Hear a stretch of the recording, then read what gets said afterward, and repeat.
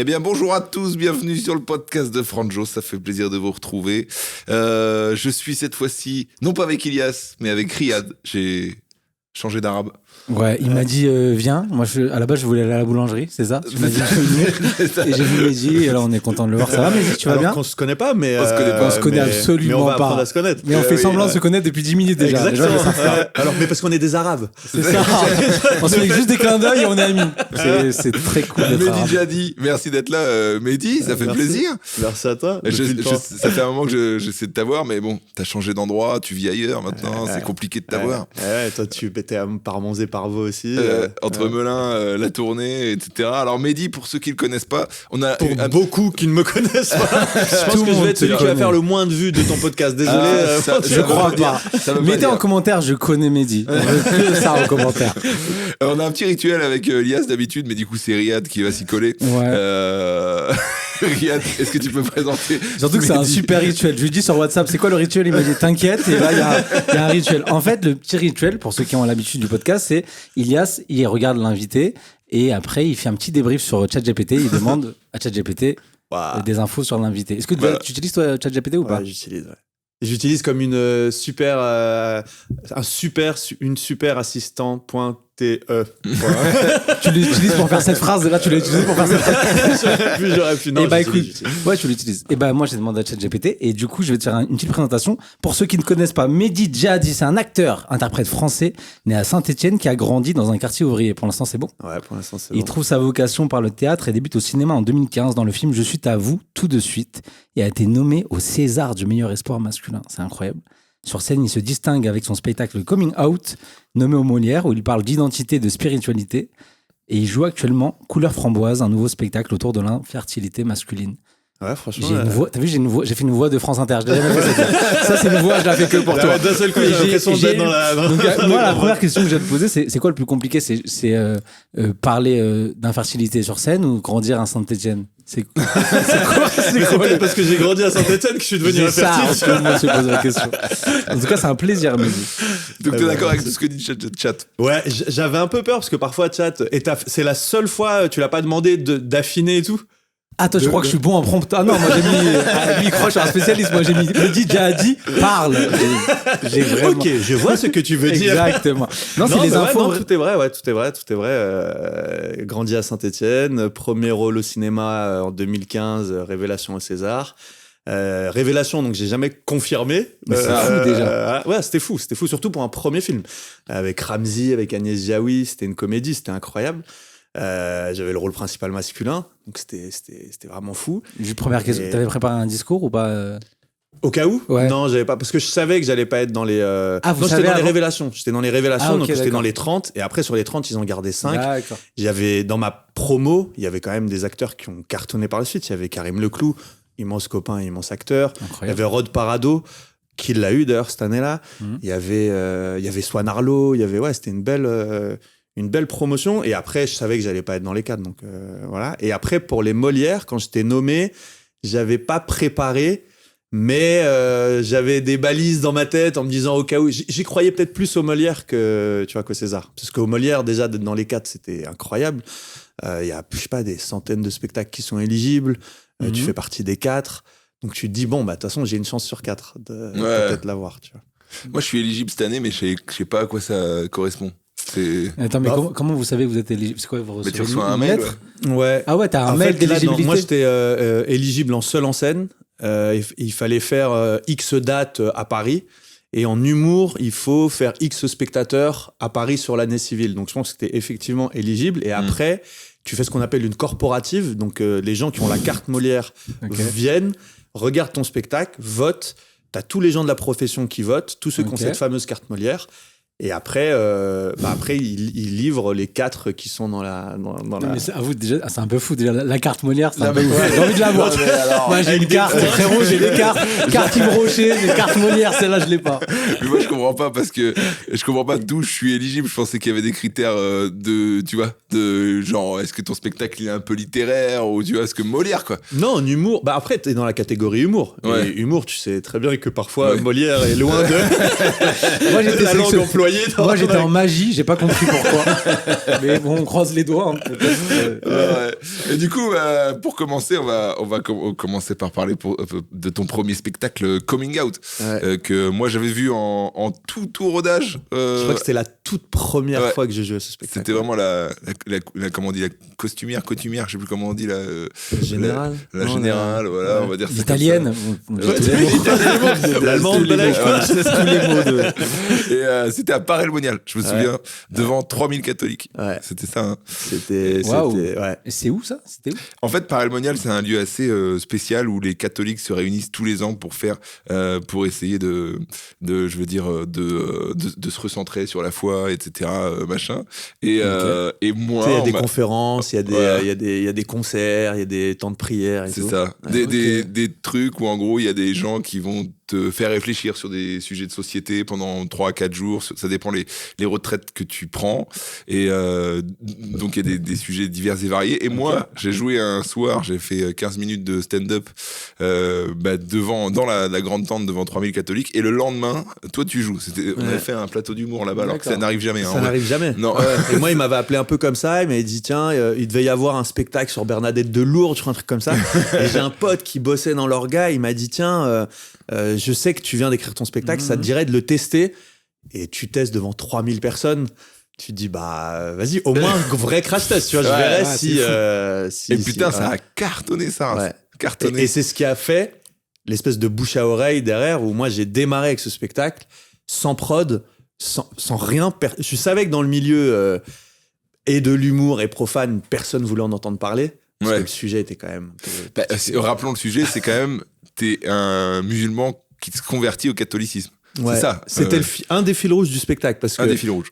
Le deuxième fil rouge, c'était justement un gamin d'un quartier populaire qui a grandi un peu dans la pauvreté, que ça machin, qui tombe dans la délinquance, et notamment la grande délinquance, les escroqueries de banque et tout, et qui va trouver un peu sa voie par le cinéma et le théâtre. Donc t'avais un peu ces deux fils rouges, et le deuxième, effectivement, ce gamin issu, l'école coranique enfant, la religion, une forme de radicalisme à un moment donné quand il lâche la religion, et puis sa découverte du christianisme via les protestants, puis les catholiques. Et donc je racontais tout ça avec beaucoup d'humour et tout, mais je savais que y a un tel anticléricalisme en France que personne ne voulait produire ce spectacle. Donc je me suis lancé comme ça, en fait, sans mais tu sans le prod. sentais vraiment, ou t'as essayé des prods qui ont refusé tout simplement le pitch? Moi, je venais du théâtre public, tu vois. J'ai fait une école nationale de théâtre et tout. Je savais que ça faisait 2-3 ans, notamment via le cinéma ou le théâtre, que je sentais que dès que tu disais catholique, c'était le diable incarné, tu vois.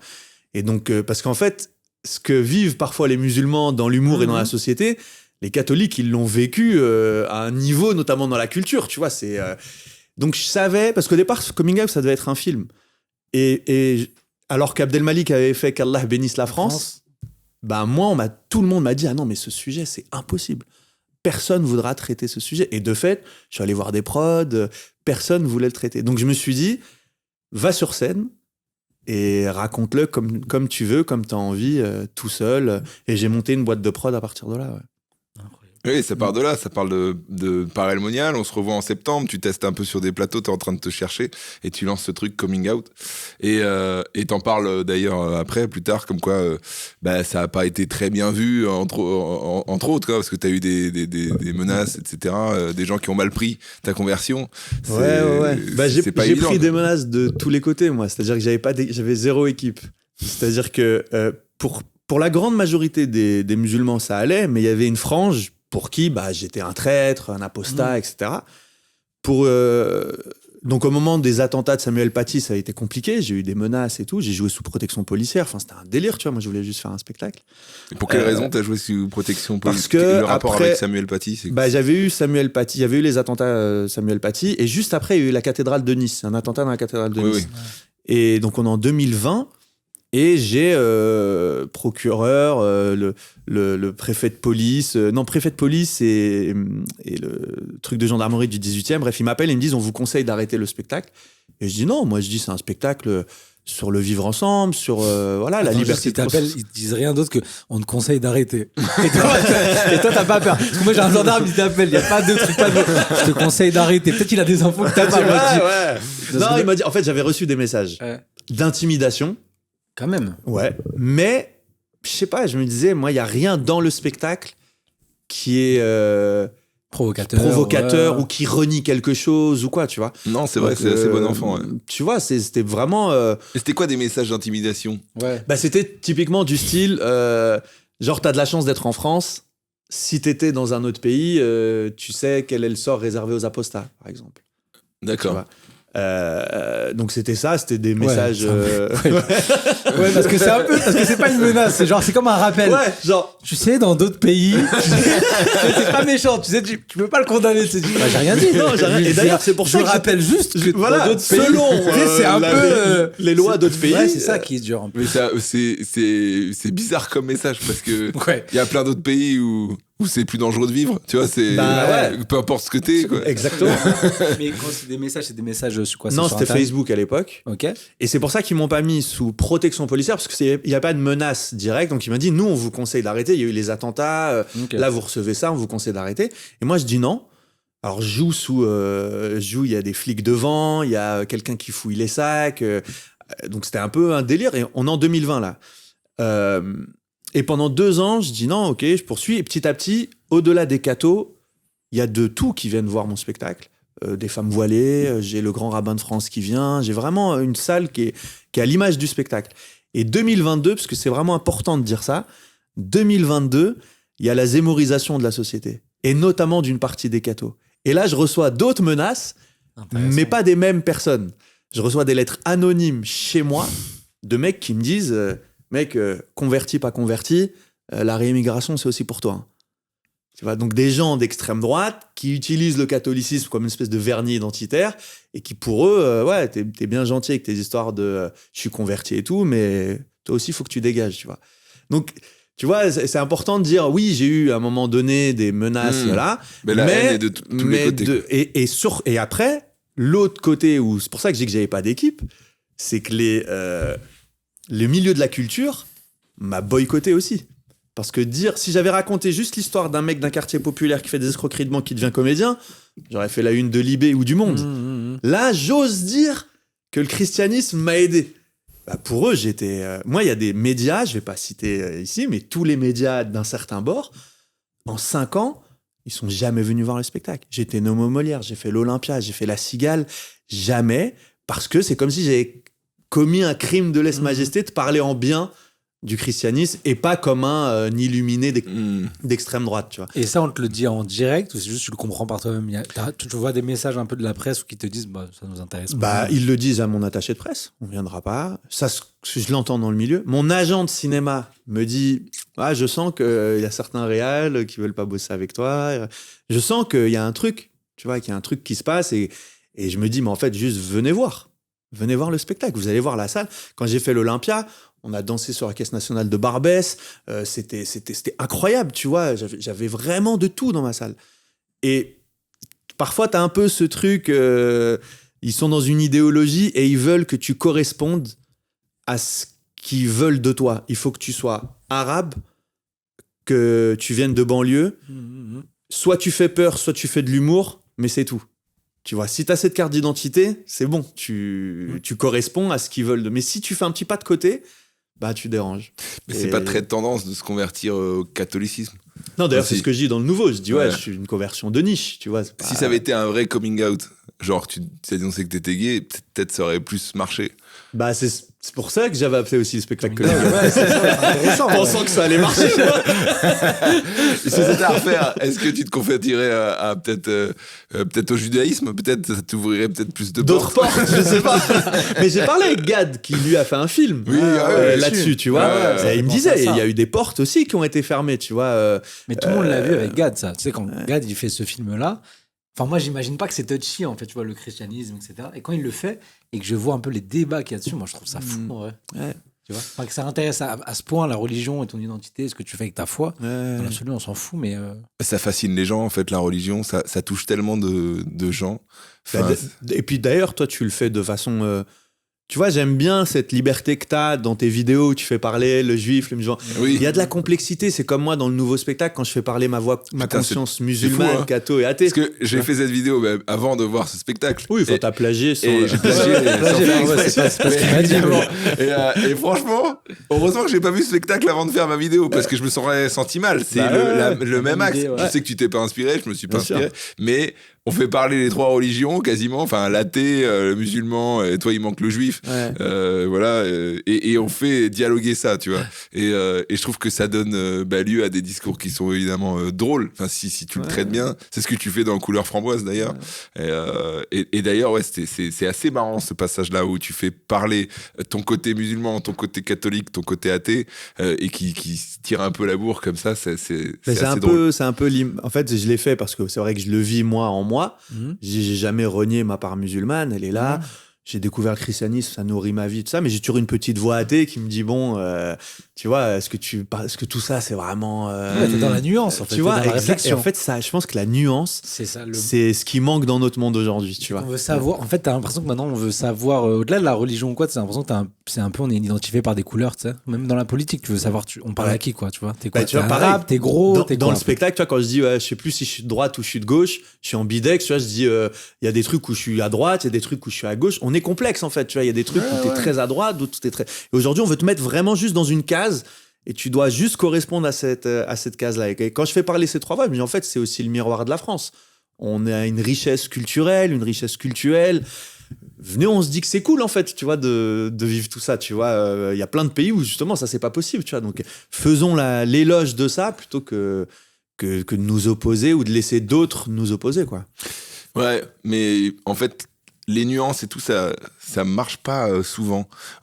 Tu vois, moi, je fais un podcast avec des potes, ça s'appelle Podcastos, et on sent qu'on a des idées qui sont différentes et tout, et en fait, le public, il a du mal à comprendre. Ouais. Ils se disent, mais qu'est-ce qu'ils foutent ensemble, tu vois. Et du coup, ça prend pas. Mais pour autant, les gens, enfin, je sais pas, vous, dans le monde du taf, les gens, généralement, ils pensent pas pareil. Tu vois, on a grandi comme ça dans les écoles, dans le monde du boulot. Les gens, tu peux traîner avec quelqu'un qui est pas de ton bord politique et tu manges avec lui, tu parles du foot, tu vois, tu fais ta vie. Bien sûr, Sur Internet, dans la vie, j'ai l'impression que les gens sont plus nuancés. Ouais, dans la ça. vie, les gens sont plus nuancés. Mais tu vois, c'est pour ça que je te disais, moi, j'ai pas d'équipe, c'est-à-dire, j'ai pas de communauté. Tu vois, et comme les gens, ils aiment bien, il faut que tu t'affilies à un truc, tu vois, il faut que tu sois ça. Ah, comme moi, tu vois, j'ai un peu des musulmans, un peu des cathos, un peu des athées, un peu des gens qui, tu vois, justement, qui sont dans ce truc de nuance.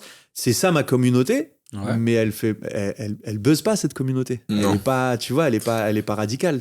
Et d'ailleurs, tu dis dans le deuxième spectacle, je suis la coqueluche des cathos, détestée par les fachos et les gauchos. En fait, c'est un peu ce que t'expliques, c'est que finalement, t'arrives à te faire détester de partout. C'est ça qui est terrible.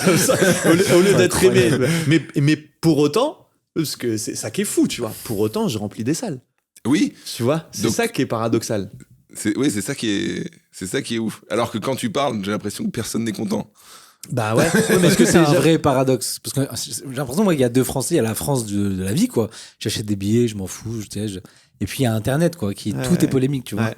Enfin, c'est pas la même chose, les gens qui s'intéressent, même pour toi, Franjo. Genre, j'achète ma place, je vais voir Franjo, je suis à Reims, je passe un bon moment. Qu'est-ce qu'on fait après? On va au Buffalo Grill. C'est mon public. C'est que ça. C'est une vraie anecdote ce que je viens de dire. Ah ouais, J'étais là, c'est vraiment à volonté. chinois. Mais généralement, c'est plus Buffalo. On les embrasse d'ailleurs. Mais j'ai l'impression que ça, c'est un peu la vraie France. Faut dire. Non, mais je veux dire, la vraie France, c'est un la peu... brigade. Ou la brigade. Parce que c'est eux qui nous prêtent les... La brigade. Bisous à la brigade. Très bon, Mais tu sais, allez-y. c'est un peu la France de on y va, c'est pas important. Disons qu'on fait tu vois, on va une soirée culturelle, on passe un bon moment, mais c'est pas un événement. Ouais. Sur Internet, j'ai l'impression que tout ce que tu vas dire devient un événement. Ouais, c'est vrai. Pourquoi tu penses ça? Ouais. Tu vois, alors que dans un spectacle, personne est outré. Tu sais, nous, on joue beaucoup dans les comédie clubs. J'ai jamais vu, avec des années de comédie club ou de théâtre, quelqu'un qui se lève, enfin, c'est très rare, et qui, tu vois, qui est choqué de ce qu'il voit. Alors que sur Internet, ce que tu dis là tout de suite, on te dit une phrase, il y a des gens qui vont dire, comment il a le droit de... Et t'as des gens qui vont, genre, sur Internet, s'abonner à toi parce que tu dis une phrase qui va dans leur sens ou qui peuvent se désabonner parce que tu dis un truc qui va contre. Une photo qui va à l'encontre de Mais tu vois, c'est marrant ce que tu dis parce que ce truc de... Je vois la différence entre la vie et les réseaux, parce que moi, j'ai aucune visibilité sur les réseaux, tu vois, j'ai aucun... Justement, je fais pas de vidéos, je fais pas de comédie club, tu vois, je suis au théâtre et il y a une espèce de bouche à oreille qui se fait, et dans le métier, et dans le public, tu vois, qui fait que... Moi, je le vois depuis que je vis en région, parce qu'il faut plus dire en province. Je vois en région. C'est avec les Parisiens qui disent en province. C'est vrai. Pourquoi en province ça dérange en vrai? C'est une belle. Pourquoi? Je sais pas. J'ai l'impression qu'en province, c'est comme si on les snob un peu. C'est dans la province, parce qu'en soi, c'est la province. Mais il y a des mots qu'avec le temps, on peut plus dire. C'est comme ça. Et heureusement. Sinon, on dirait encore. Heureusement, ça faisait vraiment le message de tête de nègre. Ah, il l'a dit. Bipé. Non, mais t'as raison. Province, je savais pas que la province a gêné vraiment. Toi, tu dis que je joue en région? En fait, il y a 10 ans, ça gênait pas encore. Mais c'est pas, il y a des mots que tu dis plus, mais peut-être, et heureusement pour certains. Ouais, c'est la langue qui évolue aussi, tu vois. Ouais. C'est comme d'ailleurs, je le dis dans le spectacle. Et après, je terminerai sur le truc du constat que j'ai fait depuis que je vis en région. Ouais. Tu vois, je dis, à un moment donné, dans mon spectacle, je fais tout le truc un peu des nouveaux inquisiteurs, inquisiteuses même, où justement, t'as un espèce de truc où on va te jauger où est-ce que t'en es dans ta déconstruction. Par exemple, tu parles de spectateur, on va dire, il est un peu conservateur. Si tu dis spectateur et spectatrice, on va dire, il est un peu déconstruit. Si tu dis spectatrice et spectateur, là, tu vois, il commence à être... Et moi, dans le milieu de la culture, notamment du théâtre public, les gens parlent de spectateurice ou d'acteurice, tu vois. Je te vois un peu sourire. Non, mais non, je trouve ça. Non, mais je souris, mais parce que je trouve ça. En fait, c'est hyper pertinent. Ouais, continue. Ouais, et du coup, tu vois, la langue, elle évolue, mais parce que la société a évolué. Ouais. Et aujourd'hui, évidemment, plus personne ne dit. Enfin, plus personne. Tu vois, inclure les femmes, quand on dit spectateur ou spectatrice, bah, c'est devenu normal, tu vois, c'est devenu la normalité, tu vois. Et après, dans ce courant-là, t'as un peu les extrêmes qui sont là un peu à jauger. Où est-ce que t'en es dans, tu vois, dans l'échelle du féminisme ou de la déconstruction, tu vois. Et pour revenir à la région, moi, depuis que j'y vis, je vois en fait beaucoup de gens autour de moi, des potes de quartier et tout, ils scrollent, ils voient des gens en comedy club, ils s'abonnent, ou ils font un sourire, ou ils se marrent, et quand la personne passe en région, ils vont le voir. Et c'est une économie, tu vois, c'est devenu une nouvelle économie. Et moi, je suis pas du tout dans cette économie-là. Donc, c'est pour ça qu'en région, j'ai que les salles de municipalité et tout ça qui remplissent parce qu'ils ont des abonnés et tout. Mais j'ai pas ce phénomène où j'ai la visibilité de mecs qui font des vidéos comme toi ou des comédie clubs et tout. Parce que vous, c'est aussi une façon de ramener aussi du public dans vos salles. Mais en fait, toi, c'est particulier. C'est parce que t'as un one man, tu fais pas d'interaction. Donc, en fait, et tu fais pas de vidéo. Donc, en fait, ton moyen de promotion à toi, c'est le bouche à oreille. Et c'est vrai qu'avant que ça percute en province, il faut peut-être un peu plus de temps. Mais la force... en région. Il faudrait peut-être un peu plus de temps. Mais la force qui va être... Et sera peut-être plus puissant, tu vois. Ouais, ça met peut-être plus de temps avant de comprendre, tu vois. Le stand-up fonctionne parce que c'est en ce moment très en vogue. Et tout pour moi, a une période ou une temporalité, tu vois. Et je pense qu'un spectacle qui est un one-man, qui est pas forcément du stand-up, mais avec des sketchs et qui est pas forcément basé sur l'humour, ça va être quelque chose qui est plus rare et plus demandé avec le temps. Déjà, maintenant, ça revient. Enfin, un regain du sketch, du personnage. Du perso. Ça devient moderne, quoi. Pendant longtemps, c'était un peu un côté ringard. J'ai l'impression que c'est hyper moderne maintenant de venir avec un quatrième mur et faire un personnage pendant 10 minutes. Ce qu'a beaucoup fait et qui m'a profondément inspiré. On parlait de Gad. Tu vois, les persos qu'il faisait, tu voyais, tu vois. Et même, tu vois, même si politiquement et tout ça, à chaque fois, on marche sur des œufs pour parler de lui, mais Dieudo, dans son incarnation de personnage, tu vois, c'est quand même... tu vois, il a inspiré... Enfin, après, justement... mais les gens, ils marchent de moins en moins... c'est intéressant sur Dieudo, parce que artistiquement, les gens, ils marchent pas trop sur des œufs. Dans la vie. Oui, artistiquement. Souvent, on le dit souvent comme ça, quand on parle de Dieudo, on dit « Attention, Dieudonné ». Mais en vrai, c'est vraiment... C'est plus polémique en vrai dans la vie du Dieudonné. Enfin, très peu, j'ai l'impression. Ouais, parce que je pense qu'on reconnaît que quand il n'était pas dans ses délires justement antisémites, Artistiquement, c'est bon. Mais même quand là, ils vont te dire non, mais c'était pas antisémite, tu vois. Oui, certains vont dire ouais. Alors que même lui, il en a parlé.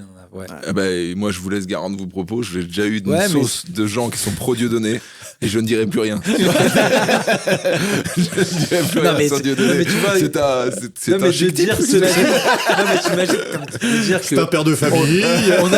on a été inspiré par Dieudonné et que ça peut être touchy, c'est hyper drôle parce qu'en vrai, la plupart des humoristes ou même des comédiens, bah, ils ont regardé Dieudonné, ils ont Évidemment. vu Dieudonné. Enfin, t'as Évidemment. grandi dans ça, il était Ouais, Ah évidemment. non, mais il est très très fort et quand il incarne un personnage, tu le trop vois, fort. le mec. Enfin, il a un Moi, talent d'acteur. Ouais, ce qui m'a inspiré chez lui, c'est la façon dont il passe de l'un à l'autre. Et moi, je fais une trentaine de personnages, je me suis inspiré de cette façon où il a un perso, puis d'un seul coup, il switch à un autre en quelques fractions de secondes. le tu vois. rapport au mot, le rapport à l'écriture. Ouais, Dieudonné, la c'est langue. La langue.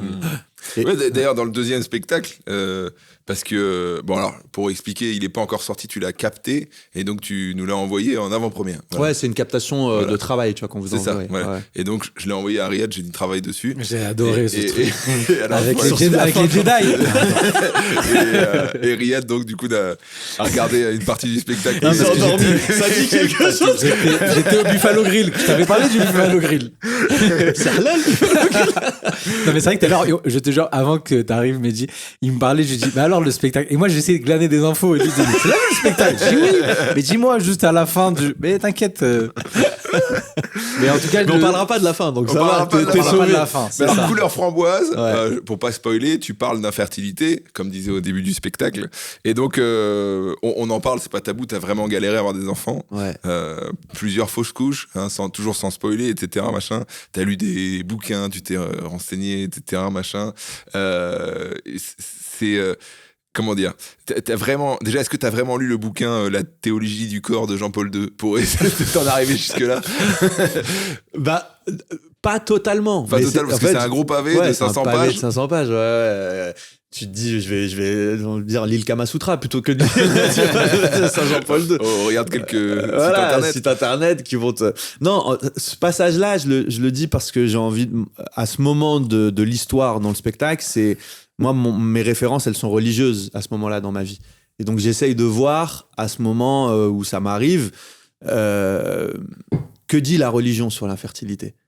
Et à ce moment-là, moi, je pense, parce que je suis baigné de cette culture, qu'elle soit musulmane ou chrétienne, que c'est Dieu qui te fait ce don-là d'avoir des enfants et que si tu n'as pas d'enfants, c'est une épreuve.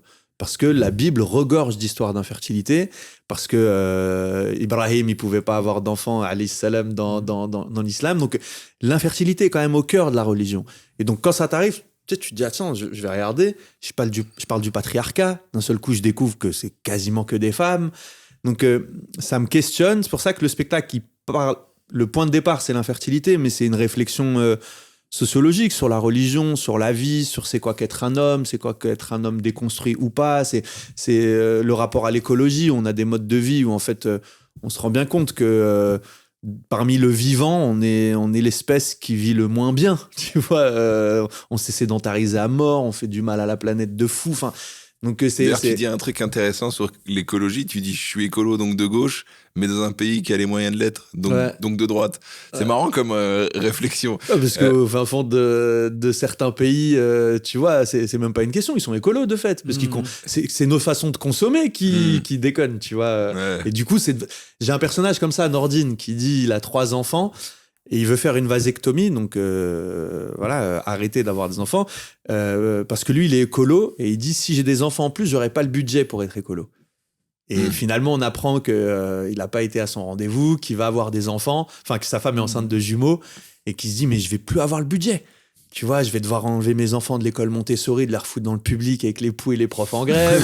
Et tu vois, il dit, c'est fini Naturalia, je vais aller chez Lidl. Enfin, tu vois, il y a un truc où, ouais, être écolo, c'est un truc, c'est un peu un truc de riche aussi, de bobo, tu vois. Ouais, dans le sens où il faut avoir les moyens d'être écolo. Ça, c'est intéressant comme. Et d'être bio, acheter bio, faut. Quand t'as dit en Afrique, ils se posent pas la question parce que par essence, ils le sont. Déjà. Tous ces mots-là, on se les pose pas. Ouais. Il n'y a pas un bobo africain là-bas, ils disaient pas, c'est des bobos. Mais non. Il y a un boubou africain. bobo africain. Et donc, J'aime et trop. moi, je sais que à un moment, donc tu parles de la théologie du corps selon Jean-Paul II, et je crois qu'il y a cette réflexion où tu te demandes si les prêtres sont vraiment bien placés pour donner des leçons de sexualité, parce que tu vois des prêtres. Et ça, c'est une vraie question que moi, en tant que catholique, déjà d'éducation, voilà, que je me posais déjà à l'époque. Je me dis, comment quelqu'un qui va jamais avoir de rapport sexuel de sa vie peut me donner des conseils. Pas officiellement. On n'a pas tout vu, on n'a pas vu les mêmes films. L'histoire nous raconte d'autres choses. Si on fait un réel sur cet extrait, il y aura plein de commentaires. Mais si. Bon, je les vois déjà. Et donc, comment un prêtre qui n'a donc pas de rapport sexuel de sa vie peut te donner des conseils sur la question, même si on peut dire l'arbitre est parfois mieux placé, tu vois. C'est un peu ça, j'ai l'impression que tu mettais... Ouais, parce que c'est vrai qu'il y a les deux. Il y a à la fois, ils accompagnent tellement de couples, ils entendent tellement de choses que ça leur donne une grille de lecture où ils ont une connaissance de la vie et des rapports humains et tout ça. Et en même temps, ils rejoignent aussi ce deuil. Tu vois, t'as certains prêtres, ils font le choix, ou des religieuses, ils font le choix de ne pas avoir d'enfants. Donc, quelque part, eux, c'est par choix. Mais ça veut pas dire que même s'ils sont contents de pas en avoir, que parfois ça leur manque pas. Tu vois, de ne pas éduquer, de ne pas aimer. D'ailleurs, aujourd'hui, on parle beaucoup de la solitude des prêtres. Tu vois, c'est des gens qui sont profondément seuls. Donc, c'est vrai que c'est un débat qui a toujours animé l'Église. Est-ce qu'ils doivent se marier? Est-ce qu'ils doivent avoir des enfants? Il y a plein de pays, il n'y a que l'Église latine, en fait, qui, par tradition, tu vois, t'as des prêtres, les prêtres d'Orient, ils sont mariés, ils ont des enfants. C'est très romain comme question. Et toi, tu penses qu'un prêtre est bien placé pour t'aiguiller dans ces trucs-là, ou tu as des réserves? Nous, dans notre cas, en fait, on a été bien aiguillés dans le sens où ils nous ont toujours laissé... ils nous ont éclairés, mais ils nous ont laissé libres dans notre conscience et tout ça. Mais c'est sûr que je pense qu'il y a un endroit où ils peuvent pas te rejoindre. Et c'est pour ça que c'est pas grave, tu vois. Mais oui, ils sont déjà pas très formés sur la question. Alors que c'est un sujet de santé publique. Il y a de plus en plus de couples qui sont confrontés. On fait moins d'enfants. Et quand on les fait plus tard, donc on galère plus. Quoi, c'est tout un... Je crois que j'ai lu un rapport sur l'OMS. Peut-être je dis de la merde, mais il faudrait vérifier comme quoi. Non, parce que sur Internet, tu dis un pourcentage. Quelqu'un qui commence par l'OMS, il dit de la merde. Parce que souvent, c'est un truc TikTok. Et moi, j'ai vu sur l'IFOP. Arrête, tu as vu sur TikTok. Ouais, l'OMS, je crois en 2030, il prévoit genre comme quoi il y aurait plus de 25% des gens qui seraient infertiles, tu vois. C'est dans pas longtemps, en fait. Ouais, mais moi, ça m'étonne pas. Tu sais, il y a à ce jour, et ça, pour le coup, c'est l'AMS qui dit ça, celui qui... Non, c'est l'OM. C'est l'OM. C'est le président de l'OM qui a dit c'est ça. le PSG, du coup.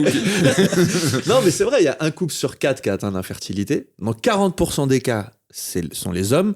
Ça, c'est des chiffres qui sont officiels. Moi, j'étais parrain du mois de sensibilisation. En France, tu parles? En France, là, c'est en France. Et dans le monde, les chiffres sont à peu près pareils. Et encore plus grave en Occident. Parce que, justement, on fait les enfants plus tard et tout. Mais d'ailleurs, on le voit bien, on a parlé de réarmement démographique, on a parlé de relancer la fertilité. C'est un truc qui est... Après, moi, il y a certaines personnes qui disent « tant mieux si on s'éteint ».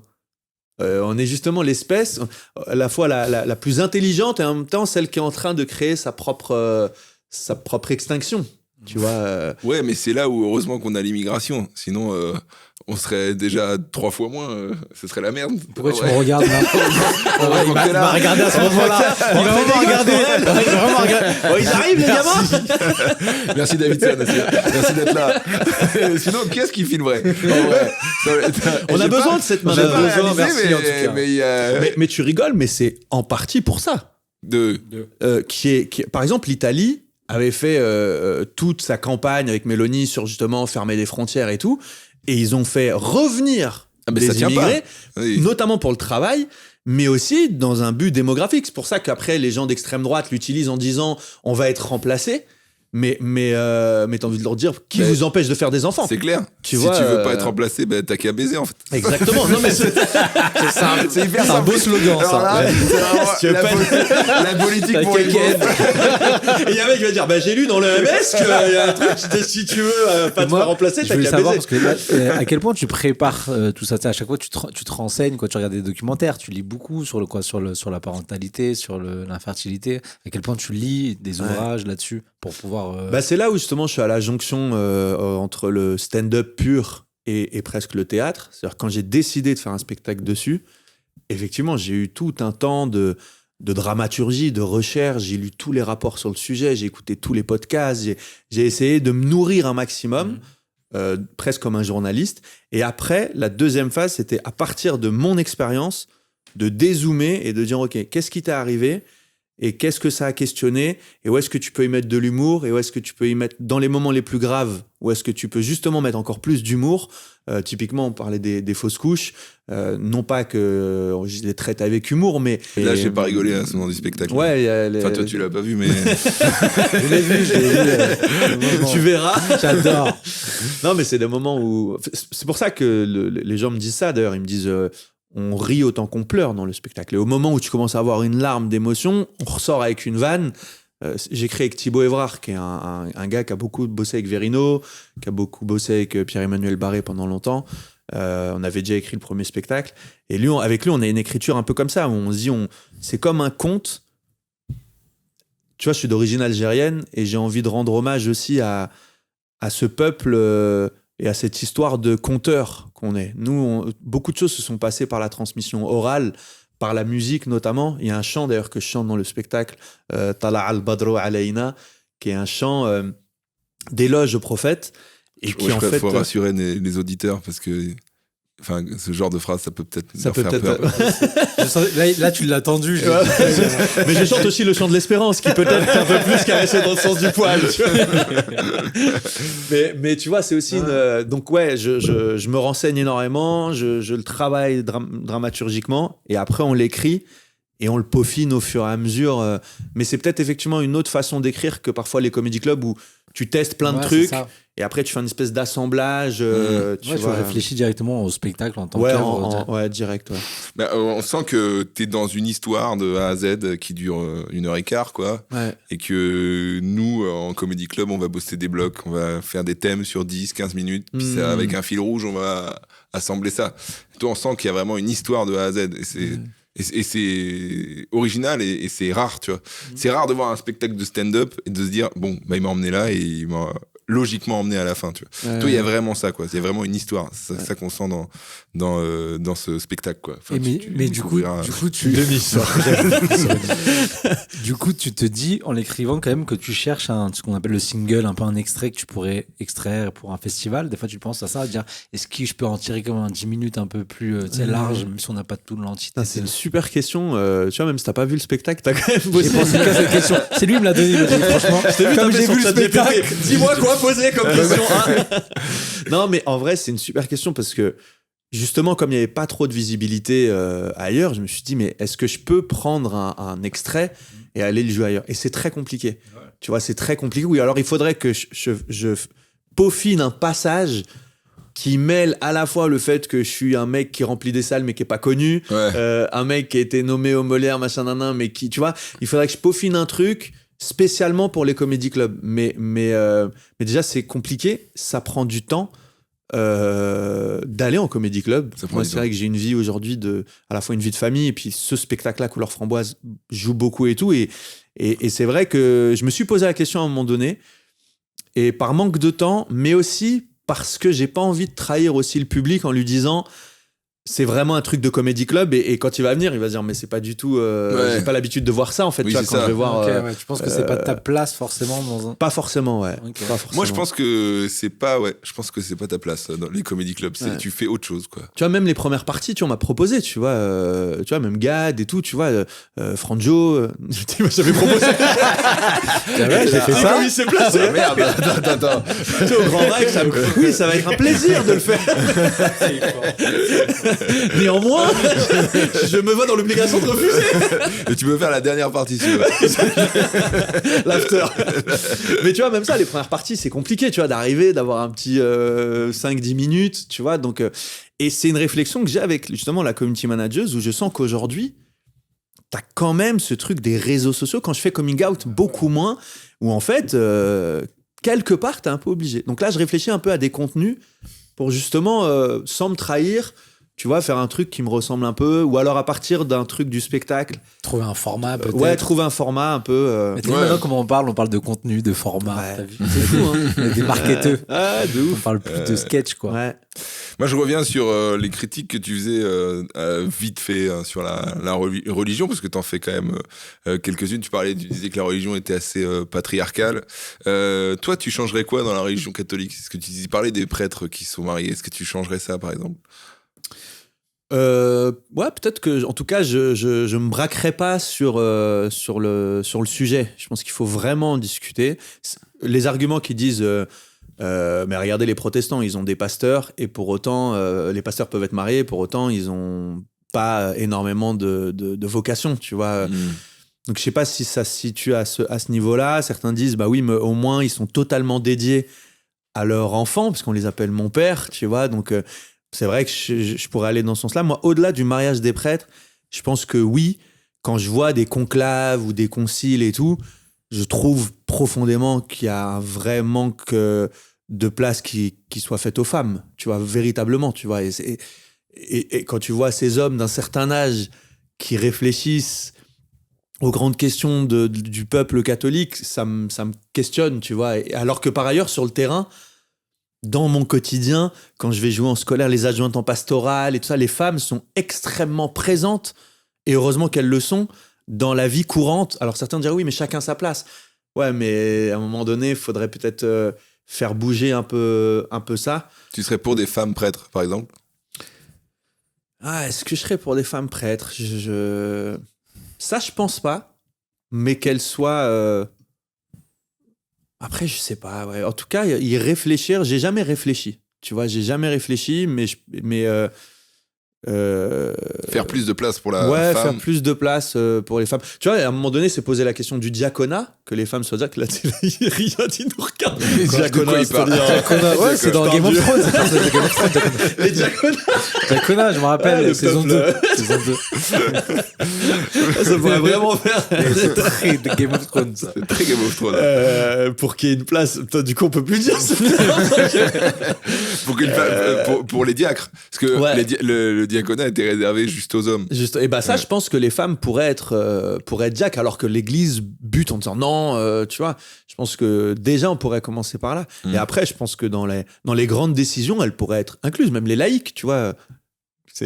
Elles s'opposent, les laïcs. Il est mignon parce qu'il m'accompagne dans la conversation. Il était encore là. Il dit qu'il est là. Mais par contre, sur le patriarcat, il est présent dans toutes les religions.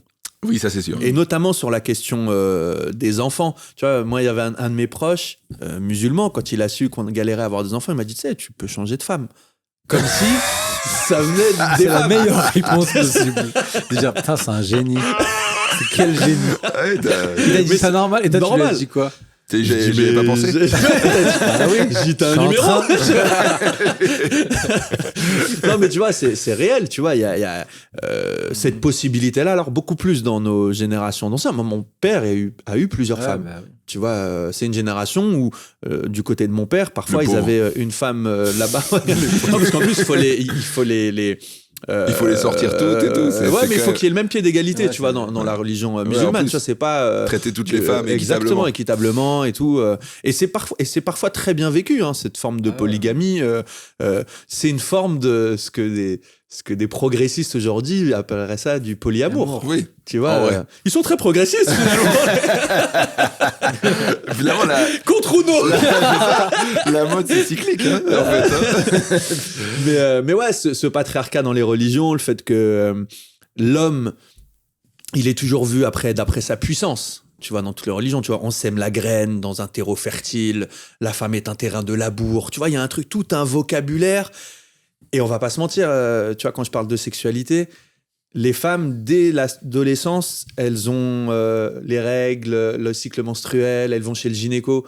Nous, à part la taille de ton sexe et la durée de ta performance sexuelle, jamais on en parle comme étant le lieu aussi où on va donner la vie et tout ça, tu vois. Donc jamais on en parle tout court. Jamais déjà, on en parle. Déjà, rarement. Déjà, quand j'ai dit on en parle, on a vu, je t'ai vu rougir. Sexuel, j'ai regardé ailleurs. J'ai regardé un film sur mon Mac. Et ce qui est intéressant, c'est que tu parles du coup d'infertilité, à la fois beaucoup de famille, d'enfance, etc., et de religion. Et est-ce que du coup, tu te poses la question de comment j'orienterai mes enfants dans la religion ou pas à ces questions-là, tu vois, si un jour ça arrive, et papa, tu vois, qu'est-ce que tu penses de telle ou telle religion? Toi, ce serait quoi ta place, du coup? Toi qui as beaucoup réfléchi à tout ça. Bah, je pourrais que l'initier à la liberté, la même liberté que j'ai eue moi, de pouvoir explorer, choisir, parfois remettre en question. Moi, je vais l'éduquer avec les valeurs qui sont les miennes, qui sont à la fois celles d'un héritage musulman. Une grande partie tu vois, si j'ai des enfants, si j'avais des enfants, si je leur transmets tout ce que je peux. Après, et je pense que j'ai beaucoup, justement, parce que j'ai beaucoup étudié et tout. Mais après, il ou elle sera libre de faire ses choix et je pourrais que l'accompagner dans ces choix-là, tu vois, comme avec la même liberté que moi j'ai eue. T'as dû faire des spermogrammes, c'est ça? Ouais, sans transition.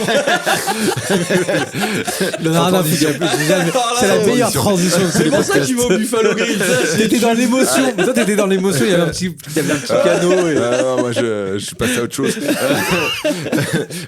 Non, mais du coup, ça me fait penser à un truc, parce que tu parles justement de la masturbation. Et dans toutes les religions, c'est péché, sauf l'athéisme. On sent quand même que pareil, c'est un truc qui te pose question aussi. Moi, je ne sais pas si... Bah toi, quand tu te masturbes, tu culpabilises ou pas? Eh bien, figure-toi que je ne me masturbe pas. Ah ouais? Ouais, mais c'est pas pour des raisons catholiques ou ça. C'est parce qu'il a pas de bite en fait. Et je suis en transition et c'est une façon pour moi de faire mon coming out. Alors évidemment, comme tout le monde, j'ai essayé, je me suis frotté sur des barres du métro, etc. Mais non, je le fais pas parce que j'ai l'impression que après l'estime de toi baisse. Et que t'as moins d'énergie pour tout le... Je suis un peu con, mais peut-être. Hein, et donc du coup, ouais, j'ai arrêté de faire ça, mais j'ai l'impression que c'est pas un truc. Enfin, c'est un truc que moi j'aurais tendance à remettre en question, même si je le fais pas vis-à-vis de leur religion. J'ai l'impression que je sais pas.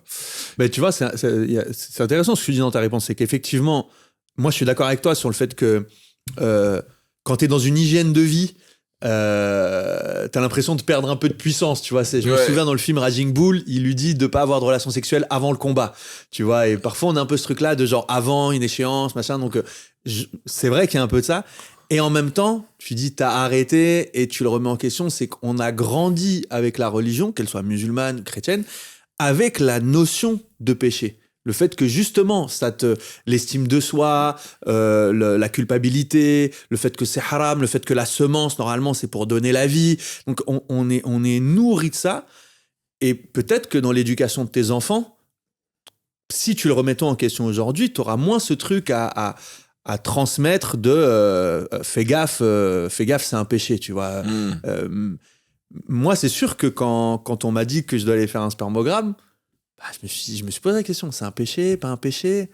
Mais si c'est pour un truc médical, tu vois, et d'ailleurs, je vais parler justement mes trois voix. La voix musulmane qui me dit c'est haram, tu vois, ma voix catho qui dit c'est un péché, il faudra que tu ailles te confesser, la voix athée qui me dit c'est juste un éjaculat pour calculer la mobilité des spermatozoïdes, tu vois.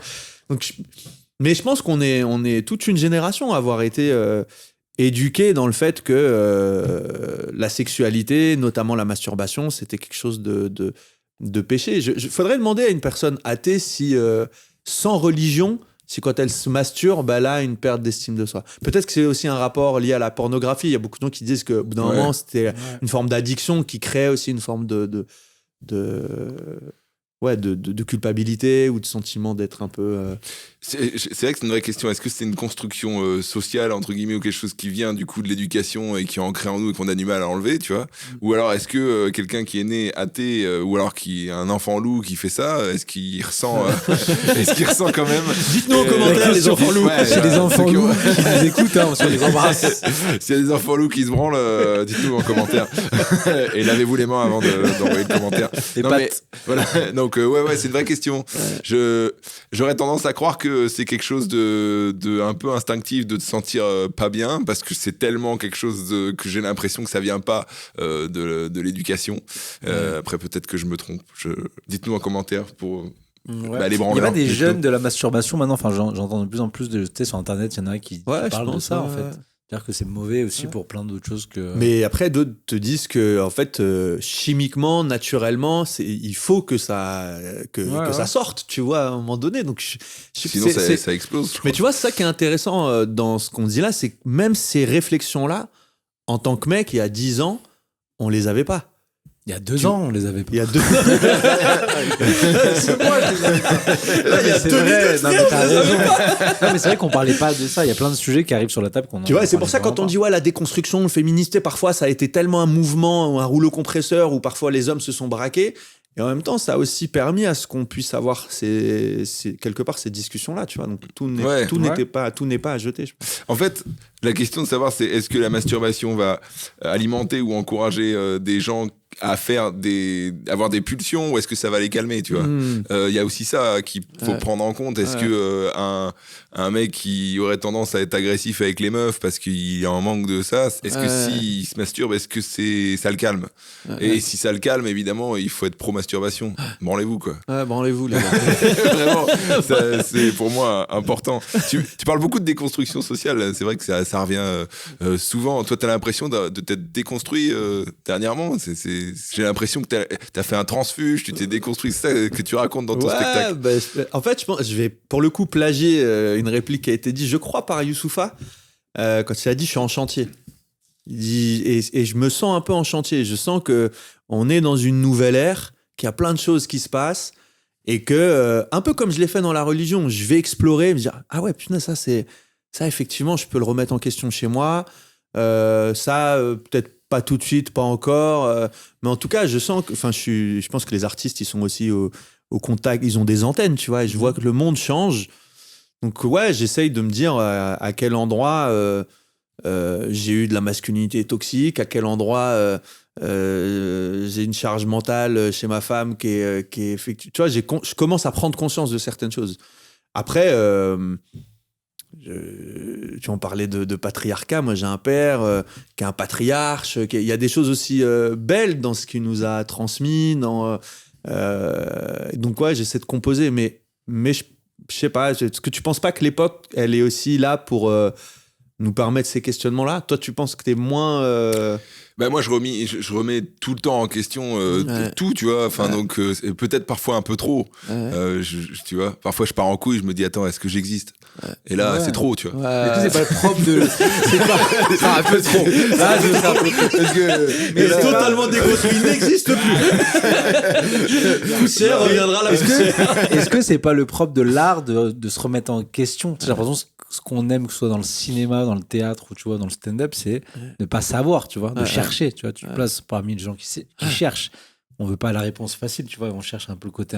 Même toi, quand tu fais un contenu, une vidéo ou quoi, tu prends un sujet et tu essaies de le voir avec tous les angles possibles, tu vois. Et souvent, le plus drôle, c'est pas celui qui arrive au tout début, d'ailleurs. Ouais, c'est vrai. le propre de l'art. Ouais, c'est vrai. Ce qui nous fait rire, souvent, c'est l'angle qui est un peu à côté.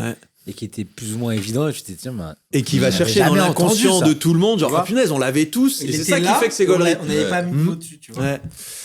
En fait, pour continuer sur ça, j'ai l'impression qu'on a tous eu une éducation avec des idées, etc.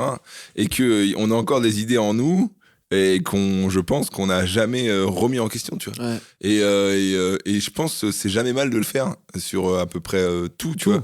Donc quitte à rechoisir. Non, pardon, vas-y, quitte à rechoisir. Quitte à rechoisir, tu vois, moi, il y a plein de trucs, tu vois, même dans ma foi, tu vois, où j'étais trop comme ci ou trop comme ça, et j'ai mis de la distance, tu vois. Parfois, je m'en suis même éloigné pour mieux rechoisir, tu vois. Et je pense que c'est c'est important de se dire, ouais, je reste pas figé, je reste pas. C'est mouvant, quoi. Ouais, ça bouge, tu vois. Mais là, ça fait le lien avec ce qu'on disait tout à l'heure sur Internet. J'ai l'impression que le côté, on met les gens dans des cases, on veut savoir est-ce que t'es arabe, juif, gros, tu vois, homosexuel, etc. Il n'y a plus de nuance de. Tu sais, il y a des gens qui changent d'avis, il y a des gens qui. Tu vois ce que tu penses il y a 3 ans, peut-être. Maintenant, tu vas me dire, bon, en vrai, je disais de la merde, tu vois. Et souvent, sur Internet, il n'y a que des gens qui ils savent. Tu vois. Alors que moi, souvent, je dis de la merde, quoi. J'en sais rien. Même sur le foot, tu vois, des trucs aussi bateaux de foot. Mon avis maintenant, dans 2 ans, si j'écris ce que je pense maintenant, dans 2 ans, tu me diras, non, mais là, tu disais de la merde. Mais si je l'écris pas, jamais, non, j'ai jamais pensé ça, tu vois. Et ça, dans tous les, tu vois, dans tous les secteurs. Et c'est là où parfois Internet grave quelque chose. Moi, c'est vrai que j'ai pu penser et même dire des choses sur la religion il y a quelques années qui aujourd'hui sont, tu vois, je pense plus pareil, je pense différemment. Faut accepter ce truc-là d'être en mouvement. Là où justement, à Internet, on aime bien te figer, te dire, OK, il faut que tu sois comme ça. Et parfois, il faut même que tu sois comme moi je suis. Et si tu bouges un peu de penser comme moi je pense, tu vois, je te défonce. Vous savez que Adèle, la chanteuse, du coup, qui était vue comme une chanteuse grosse, tu vois. Grosse. Grosse. Elle était grosse, mais ronde, ce que vous voulez, mais on dit grosse parce que c'est pas un défaut, quoi. Et à partir du moment où elle a perdu du poids, il y a des gens qui lui ont reproché mais t'as perdu du poids, du coup, t'es moins comme nous, du coup, je vais moins t'écouter. Tu vois un peu la folie du truc. Alors qu'en fait, c'était pas son identité, quoi. Elle était ronde ou grosse, tu vois, comme tu veux. Mais le fait de changer, comme t'as dit, tu vois, c'est même pas pour toi, c'est pour moi. C'est pour moi. Je me ressemble plus. Donc en vrai, t'es en train de m'abîmer là. Tu vois, t'es en train d'abîmer l'image que moi j'avais de. Tu me représentais. Je vais devoir retrouver quelqu'un d'autre, tu vois, un autre référent, une autre référente, tu vois. Suzanne Boyle. Vous vous souvenez de Suzanne Boyle? C'est une vraie rêve de l'époque. Mais parce que Adèle, c'était déjà une rêve. Mais Suzanne Boyle, je vais parler plus long. J'ai parlé 1 minute à la fin. Suzanne Boyle. Il y a moi, c'est Ken Kojandi qui j'avais parlé, qui m'avait dit on est les ringards de demain. Parce que, et d'aujourd'hui aussi. On est un peu déjà sur certains sujets. Est-ce que toi, t'es pas ringard aujourd'hui sur des trucs? Forcément. Enfin, tu vois, aux yeux de certaines personnes, oui, je suis ringard parce que j'ai une pensée qui, pour certains, est pas assez progressiste, arriéré, réac, tu vois. Et faut juste savoir où est la vérité. C'est ça, en fait, l'enjeu. C'est pas d'être trop progressiste et d'aller d'un extrême ou d'un autre. J'essaie d'être juste, mais c'est pas facile, tu vois. Et peut-être que je me trompe et que dans 5 ans, je me dirais, là, j'étais trop réac ou trop progressiste. J'en sais rien. Parce que c'est quelque chose qu'on te dit, toi? Moi, oui, bien sûr, évidemment. Moi, j'ai un passage dans mon spectacle où je fais des blagues qui sont sur les minorités, que ce soit homosexuels, transgenres.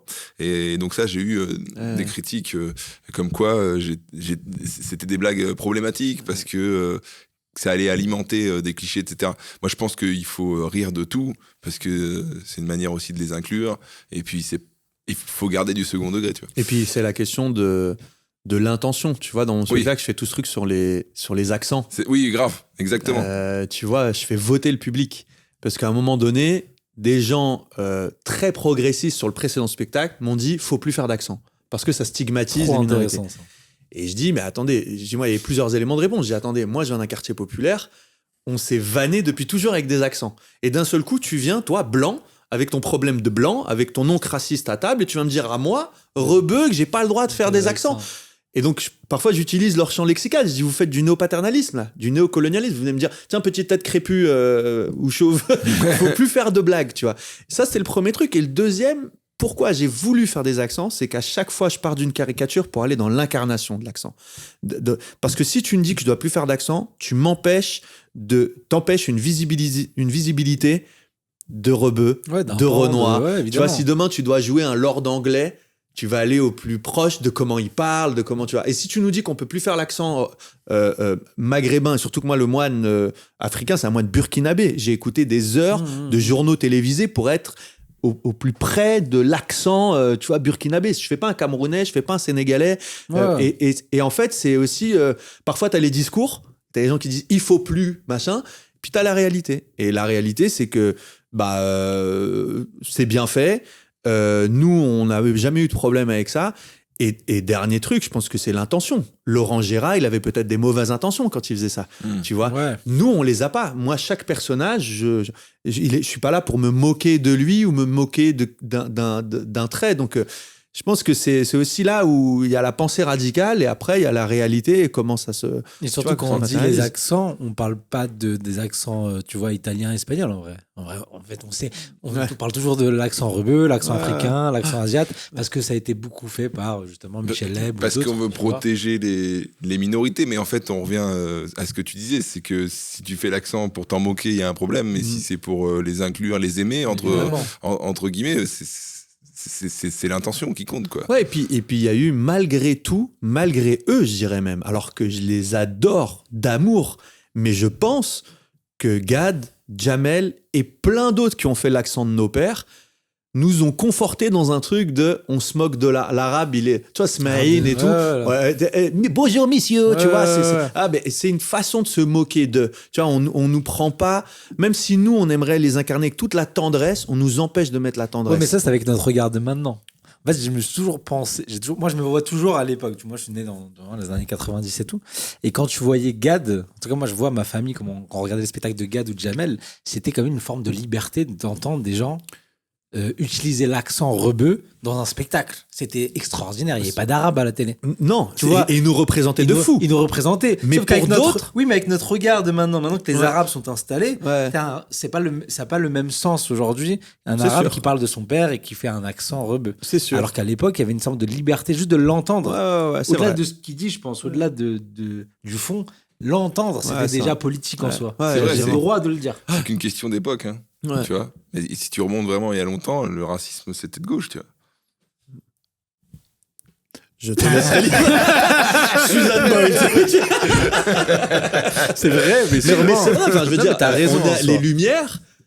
Non, on va aller au bout. Pas raison. Non, mais attends, on va aller au bout de ton truc. Il y a une forme de ça. L'universalisme des Lumières était la colonisation a aussi été portée par la gauche. Il faut arrêter de se mentir. C'est pas l'extrême droite qui a allé coloniser. C'était au nom des Lumières, on va aller allumer la lumière dans les petites têtes noires, dans les petites têtes, tu vois. Donc c'est pas et c'est beaucoup plus complexe que tu vois, même la décolonisation. Même t'as des gens de gauche qui étaient contre puis qui ont été pour. Donc c'est là aussi, il faut de la nuance, tu vois. C'est pas la gauche a aussi dans son délire universaliste, progressiste et tout.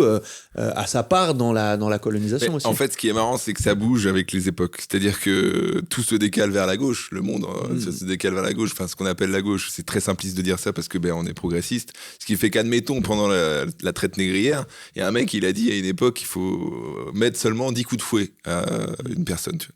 Eh ben, tu le fais venir. C'était un mec de gauche parce qu'il voulait réguler l'esclavage. Tu le fais venir maintenant et tu le fais parler. Tu dis, il faut fouetter les gens seulement 10 fois par jour. Il passe pour un. Il fait du tennis avec Bardella, tu vois ce que je veux dire. Bon, c'est simpliste de dire ça, mais c'est vrai que c'est important de. Il y aura un montage quand même. Parce que déjà que j'ai pas de commu, que je suis dans la merde. Là, on est sur des sujets. Mais c'est important de rappeler que tout change, tu vois. Et évidemment, comment dire, les propos que je viens de dire, on voit que j'ai pas fait Sciences Po, tu vois. Oui, mais c'est très simpliste, mais ça bouge. Mais ce que tu dis là sur le fait que t'as pas fait Sciences Po, j'avais un livre qui était magnifique il y a 10-15 ans qui s'appelait Bref de comptoir. C'était un mec qui se mettait dans les PMU et qui écrivait les trucs. C'était gaulerie à mort. Et en fait, je pense que avant, là aussi c'est du comptoir, dire avant, tu vois, à l'époque, le mec il peut pas le situer, tu vois. T'avais quand même le bistrot où les gens se déchargeaient, ce qui est devenu un peu les commentaires internet, mais au moins, parce que ça pour le coup moi je l'ai même vu, tu pouvais avoir Bernard après sa 3e bière dans le PMU qui disait ouais mais les Arabes machin nana, mais t'avais le même Arabe qui lui tapait sur l'épaule et qui disait et au fait ils étaient tu vois, et ça s'engueulait un peu et le lendemain ça allait bien, il avait déchargé sa merde et ça allait, alors ce qu'on appellerait aujourd'hui du racisme ordinaire, tu vois, mais je pense que ces endroits aussi où tu peux décharger quelque chose, ils existent plus aussi, tu vois. Il y a plus ces lieux d'échange ou même de lieux où on est ensemble. Et les comédie clubs et même le théâtre, tu vois, moi là dans mes salles, c'est les derniers endroits où tu as une forme de mixité sociales, sociétales, tu vois, de gens qui peuvent rire ensemble, t'as finalement très peu d'endroits où les gens se retrouvent pour le sport un peu, tu vois, même si le rugby c'est plus à droite et le foot c'est plus à gauche, parce que tu vois, parce que je suis un peu sur scène, mais quand même, je crois qu'il faut continuer d'avoir ces lieux-là où on peut être ensemble et rire de tout, ce que tu dis, avec le second degré qu'il faut, quoi. Bah, en fait, on manque quand même cruellement de second degré. C'est ça qu'on voit sur Internet, quoi. Dès que tu fais une blague, t'es quelque chose en phobe assez vite, tu vois. Et donc, ça alimente un peu une censure. C'est dommage. Nous, ce qu'on veut, c'est juste rigoler, quoi. Moi, j'ai une question. Est-ce que vous êtes pareil? Pour vous, il y a une différence entre Mehdi de la vie et Mehdi d'Internet, ou Mehdi de la comédie, ou Mehdi sur scène, tu vois? Pour toi, il y a une vraie, tu sais, il y a une sorte d'avatar de, bon, il y a un surmoi ou c'est toi? Tu vois ce que je veux dire? Il y a une différence dans ce que t'écris, de dire, je peux me permettre de le dire sur scène, mais je dirais peut-être pas pareil dans la vie? Ou est-ce que pour toi, c'est la même personne? Non, je pense, enfin, en tout cas, pour moi, je pense que c'est la même, c'est la même personne. C'est la même. Alors, parfois, via les personnages, un personnage peut aller très loin dans ses pensées qui n'est pas la mienne. Mais par contre, sur les messages que j'amène à... Tu vois, moi, j'aime bien cette question parce que moi, je dis toujours, je fais un théâtre qui pose des questions, pas qui donne des réponses. J'aime bien quand les gens sortent de mon spectacle, ils se disent « Ah tiens, ça m'a interrogé sur tel sujet. Ah, je savais pas que... » Ah, tu vois, et plutôt que de dire « C'est comme ça qu'il faut penser. » Tu vois, et parce qu'en fait, dans la vie, je crois que je suis un peu comme ça. Mon parcours de vie a fait que je respecte les gens là où ils en sont. J'essaye plus d'aller comprendre où ils en sont plutôt que d'imposer, moi, ma façon de penser ou quoi. Et pour ça que j'essaie d'être cohérent entre qui je suis sur scène et qui je suis dans la vie, quoi. Le seul peut-être truc un peu avatar, c'est que dans la vie, je suis quelqu'un de très, très discret, très solitaire et tout. Et la scène donne un espace de liberté où, en fait... Et toi? Tout à l'heure, t'as dit. Non, tu vas répondre. De quoi? Ah non, c'est toi l'invité. T'as vous voyez. C'est toi l'invité. C'est ChatGPT, il m'a dit vous. Ça passe mieux. Non, ouais, tout à l'heure, t'as dit, ouais, rugby, c'est de droite. Tu fais une phase comme ça dans ton spectacle. Tu dis, ouais, je suis de gauche mais je suis de droite parce que machin et tout. Et au final, tu te penses que t'es quoi au final? Je suis ambidextre. C'est ambidextre. J'ai des trucs de droite, j'ai des trucs de gauche. Il y a des trucs où, tu vois, dans le spectacle, je dis... et c'est marrant parce que j'ai un journaliste, je vais pas citer le journal, mais qui est venu voir le spectacle et qui après a dit... on a eu un long échange là-dessus parce qu'il me dit « Ouais, mais on sait pas trop est-ce que tu te situes quand tu dis ça. » Et je dis « Mais parce que pour de vrai, je sais plus trop est-ce que je me situe. » Tu vois, je le rappelle, quand on dit je sais pas où je suis, c'est une phrase de droite. C'est une phrase de droite. Non, en vrai, c'est horrible parce qu'il a tellement qui dit je sais pas où je suis, ça fait beaucoup de gens de droite. Ouais, ça fait beaucoup. Mais tu vois, si je reprends vraiment ce que je dis dans le spectacle, je dis si je dis que j'aime la France dans son patrimoine, dans sa gastronomie, si ça c'est être de droite, alors oui, je suis de droite. Et c'est vrai, aujourd'hui, quand tu dis que t'aimes la bonne chair, le bon vin, le drapeau français, c'est un truc de droite. Et encore plus quand, tu vois, je suis un rebeu, donc ce serait encore plus, tu vois, je suis Ben le Patriote, ou, tu vois, on l'embrasse ou pas. Mais tu vois, donc, je dis, si ça, c'est être de droite, ah ouais, je suis de droite. Mais je fais des stages de déconstruction. Ça, c'est de gauche. J'ai fait un transfuge de classe. Aujourd'hui, je vis dans un quartier bobo. Parfois, t'as des gens du quartier populaire, ils me regardent comme si j'étais un bourgeois. Parfois, j'ai envie de leur dire, je viens de Saint-Étienne, tu vois. Il y a une nouvelle expression d'ailleurs pour vous, ça s'appelle les beurgeois. Les beurgeois. Ouais, je suis une forme de beurgeois, je bois du matcha au thé, au nana, tu vois. Je crois que c'est Medine, le rappeur, qui a inventé cette expression. Mais lui aussi, c'est un beurgeois, tu vois. On s'est embourgeoisé, tu vois. Je le dis, je crois. Mais c'est aussi, c'est un truc un peu de droite. Les rappeurs, ils sont de droite. Ils ont un truc capitaliste. Alors, il y a un truc où quand t'as pas eu, tu veux tu vois, c'est ce qu'avait fait le gangsta rap, tu vois, on n'a pas eu, donc on va montrer, tu vois, les symboles de richesse. Alors que Steve Jobs, tu le vois marcher ici, il en claquait, tu sais même pas qu'il est pété d'oseille, tu vois. Donc t'as aussi eu ce truc où quand t'as pas eu, dès que t'as, tu veux montrer. Donc moi, je pense que ouais, il y a des trucs où je suis un peu de gauche.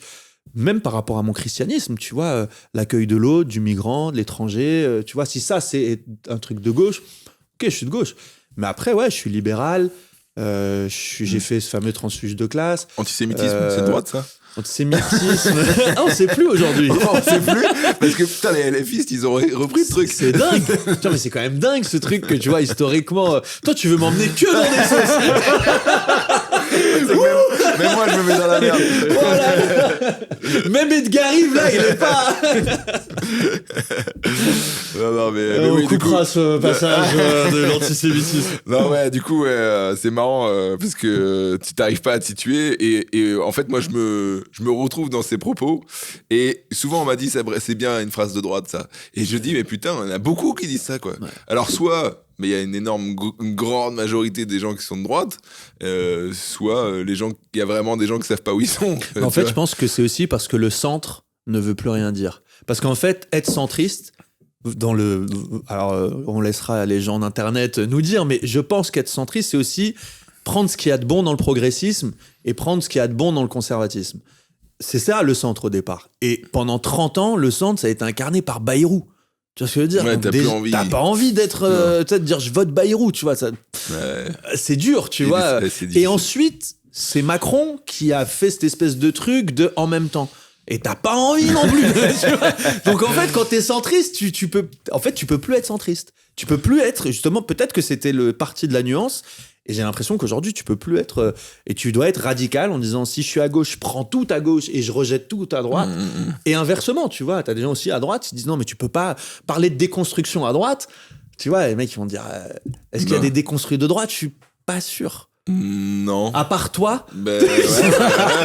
Il doit en avoir. Mais vous avez pas vu, pendant les dernières élections, il y avait une application où tu pouvais mettre, c'était juste les décrets, les lois, tu vois, les programmes, mais il y a pas de gauche ou droite, quoi. Un peu comme Tinder, mais genre, hop, tu swipes et tu mets, bon, ça je suis pour, ça je suis contre et tout. Et après, ça te fait un peu ton profil. Après, ça te fait ton profil et tu vois que c'est bien plus nuancé que ce que toi tu croyais au départ, tu vois. Et toi, c'était quoi, du coup? Moi, j'étais un kangourou. Mais moi, je me suis trompé d'appli. Je crois que je me suis trompé. Mais c'est là que j'ai dit, mais c'est pas la bonne appli. Lui, c'est la jeunesse hitlérienne, je pense. Non, en tout cas, c'était beaucoup plus nuancé sur des trucs, tu vois, que j'étais pour. Tu vois, en fait, comme en vrai de vrai, on lit pas tous les programmes, quoi, tu vois. Évidemment. Enfin, qui lit pour les programmes? Mais tu vois, même on parlait des bourgeois. C'est quoi cette espèce de truc qui veut absolument dire que si t'es rebeu, tu dois être de gauche. Parce que tu sais qu'il y a du clientélisme de gauche parce qu'ils veulent tes voix, mais il y a aussi ce truc où, moi je connais plein de rebeux très libéraux qui sont patrons de boîte, qui sont avocats, qui sont machin, qui sont très libérales, qui sont à droite, tu vois. Mais t'as ce truc quand même où quand tu viens d'un quartier populaire, tu dois être, ce que je disais tout à l'heure, il faut que t'aies la carte d'identité, rebeu. Alors que de banlieue, tout le monde en connaît, des rebeux de droite, évidemment, direct. C'est le tu truc, vois, quoi. Et je pense que là aussi c'est plus nuancé. Je pense que t'as plein de gens qui disent ouais, je me sens plutôt de droite. Et là aussi ce truc de gauche, dire bah non, vous devez rester là. Mais en fait, tu vois, dans ce que tu dis là, ça me fait penser que dans une famille française, on arrive à comprendre qu'il y a une nuance, tu vois, autour de la table. Il y a le tonton un peu raciste, tu dis de la merde. Mais chez les rebeux, pareil. Chez les juifs, pareil. Et pourtant, quand tu parles des arabes ou des musulmans ou des maghrébins, c'est une sorte d'entité où on pense pareil. Alors qu'on s'embrouille de la même manière. De la même manière. Et parfois, le même tonton de la merde. Et tu vas dire, les arabes, j'en peux plus de nous. C'est vraiment. Tu vois ça, les arabes, j'en peux plus. Et quand t'es arabe, tu sais que t'as jamais entendu ça plus que dans la bouche d'un arabe. Non, mais c'est vrai. Les arabes, j'en peux plus. Les arabes en France. Et les noirs. Et tu vois, le racisme qu'il y a des arabes envers les noirs, évidemment, il est réel, tu vois. Et même entre d'autres communautés. Moi, j'ai un ancien qui un jour à Saint-Étienne a dit il y a quand même beaucoup de noirs maintenant. Tu sais, je dis mais tu sais, quand vous êtes arrivés, on a dit la même chose de vous. Sa réponse, elle était lunaire. Elle m'a dit, ouais, mais on est en France quand même. Mais tu vois, on a aussi ça. Et c'est vrai que, comme tu dis justement, on a l'impression que nous, c'est genre, ok, vous pensez tous pareil, vous mangez tous pareil, tu vois, c'est plus nuancé. C'est plus nuancé. C'est ça manque de nuance. Je vais changer de sujet, désolé, hein, sans transition. Et donc les fausses couches. Sans transition. Et donc, tu sais quoi, j'allais en parler, justement. Mais parlons-en. Parce que t'as évoqué plein de choses et donc du coup j'ai sauté tout ça. Ah ouais, pardon, on a non mais c'est très bien parce que j'ai pas eu besoin de te relancer dessus, donc c'était très fluide, très bien. Oui, tu parlais des fausses couches, t'as évoqué la FIV, etc. Donc qui est donc la fécondation in vitro, c'est ça. Et donc on rejoint le progrès.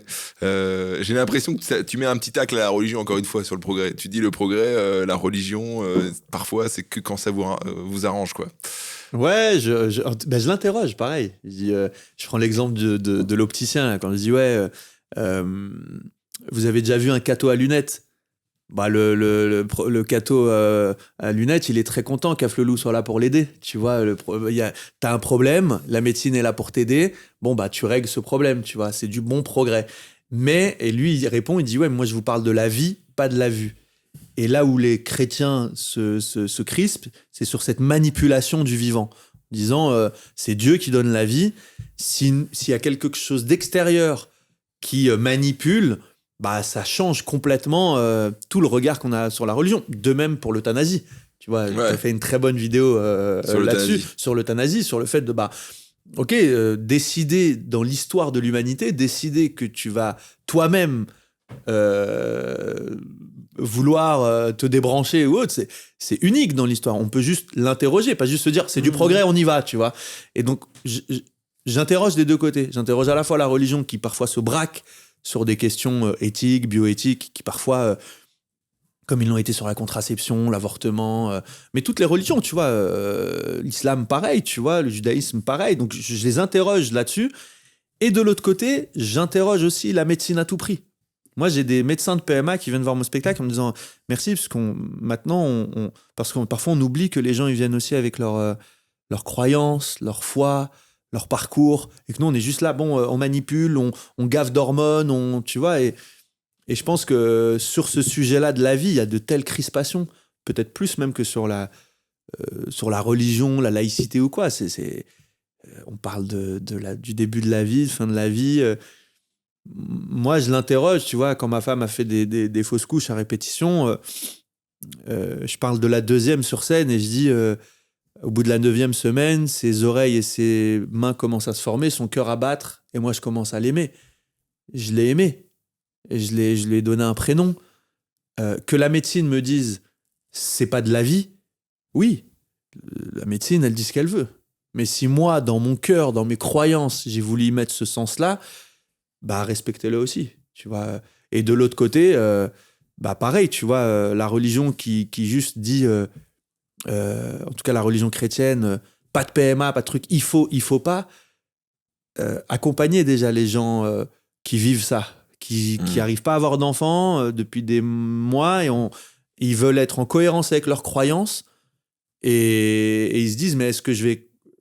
Tu sais, c'est un pari que tu fais sur toute ta vie si tu fais pas de la PMA, tu vois. Parfois, l'église, elle a aussi un peu dit des conneries. Peut-être que dans 10 ans, tu vois ce qu'on disait, peut-être elle aura évolué, tu vas te dire, merde, tu vois, si j'avais su. Je suis né trop tôt. Donc, tu vois, et moi, plus que de dire il faut ou il faut pas, tu vois, je l'interroge sur scène. Je dis, ouais, tiens, est-ce qu'on pourrait le questionner? La médecine à tout prix, ou alors on se braque à tout prix. Dans l'islam, par exemple, elle est autorisée dans le cadre de couples mariés de sexe opposé. Et là, la voix athée dit oui, mais d'après les lois de la République, nous on milite pour que tous puissent y avoir accès, pas que les couples de sexe opposé. C'est à quoi le musulman répond d'après les lois de la République peut-être, mais pas d'après les lois islamiques. Après, chacun voit merdi à sa porte. Chacun fait, tu vois. Putain, c'est une blague que je t'avais fait sur WhatsApp. Ah chacun voit Mehdi à sa porte. Ah bah tu l'as plagié du spectacle. On écrit là. C'est un génie. Putain, je te jure. Je te l'avais fait, c'est incroyable. Marrant. Chacun voit Mehdi à sa porte. Trop marrant. Et du coup, après cette 3e fausse couche, t'es parti marcher pendant 1500 km. Ouais. C'est ouf ça. Ouais. T'as pété les plombs avec ta femme. Ouais. 1500 km. 1500 km en 2 mois. C'est quoi le trajet? Vézelay, en Bourgogne. Argenteuil. Beaucoup le trajet. Et on s'est beaucoup fait arrêter. Là, on a marché jusqu'à Assise en Italie. Trop bien. Sur un chemin qui s'appelle le chemin d'Assise. Le chemin de Saint-Jacques était trop connu, trop réputé. Moi, j'étais trop connu dans le milieu, notamment chrétien et tout, donc j'avais pas envie qu'on m'arrête. Je croyais que t'allais dire dans le milieu de la marche. Tu sais que moi, j'étais très connu, on m'a arrêté, c'était un blague, en fait. Je marchais et tout, avec mes bâtons. Et donc, 1500 km. En fait, pour justement pas péter les plombs. Ouais. Parce qu'il y avait 5 ans d'attente, 5 ans de déception, 5 ans de tristesse, 5 ans de deuil, et 5 ans de tension avec Coming Out. Parce que c'était un spectacle, tu vois, on parlait tout à l'heure de protection policière, machin, nanan. Une des causes d'infertilité, certes, il y a les modes de vie et tout machin, mais il y a aussi le stress. Et moi, j'avais un niveau de stress à chaque fois que je jouais ce spectacle. Tu vois, je savais pas comment ça allait se passer en sortant, tu vois. Mais très largement, tu vois. Je savais pas s'il y avait un journaliste qui allait me défoncer. Je savais pas s'il y avait. Enfin, donc, tu vois, au bout d'un moment, après l'Olympia. Non, comment c'est. Bref, au bout d'un moment, on s'est dit, vas-y, on en a marre. On sentait que même entre nous, on s'était un peu abîmés, tu vois. Quand toute ta vie, elle tourne autour de ça, ta sexualité, elle tourne autour de ça. On s'est dit, vas-y, on part marcher. On a pris notre sac, un bâton. On s'est déconnecté des réseaux sociaux et on est parti faire 1500. Et qui lance l'idée? Est-ce que tu dis ça? Moi, je crois que je me suis jamais énervé avec ma copine. Viens, on va marcher. Viens, on va jusqu'à Vizili. Je dis quoi? Viens, on va regarder un film déjà. Là, après, on va faire un peu de shopping. J'ai un lundi une conversation. On vient marcher. Ouais, on va marcher. Parce que moi, j'avais déjà marché. Déjà. J'avais fait 300 bornes tout seul. J'avais fait 800 bornes tout seul.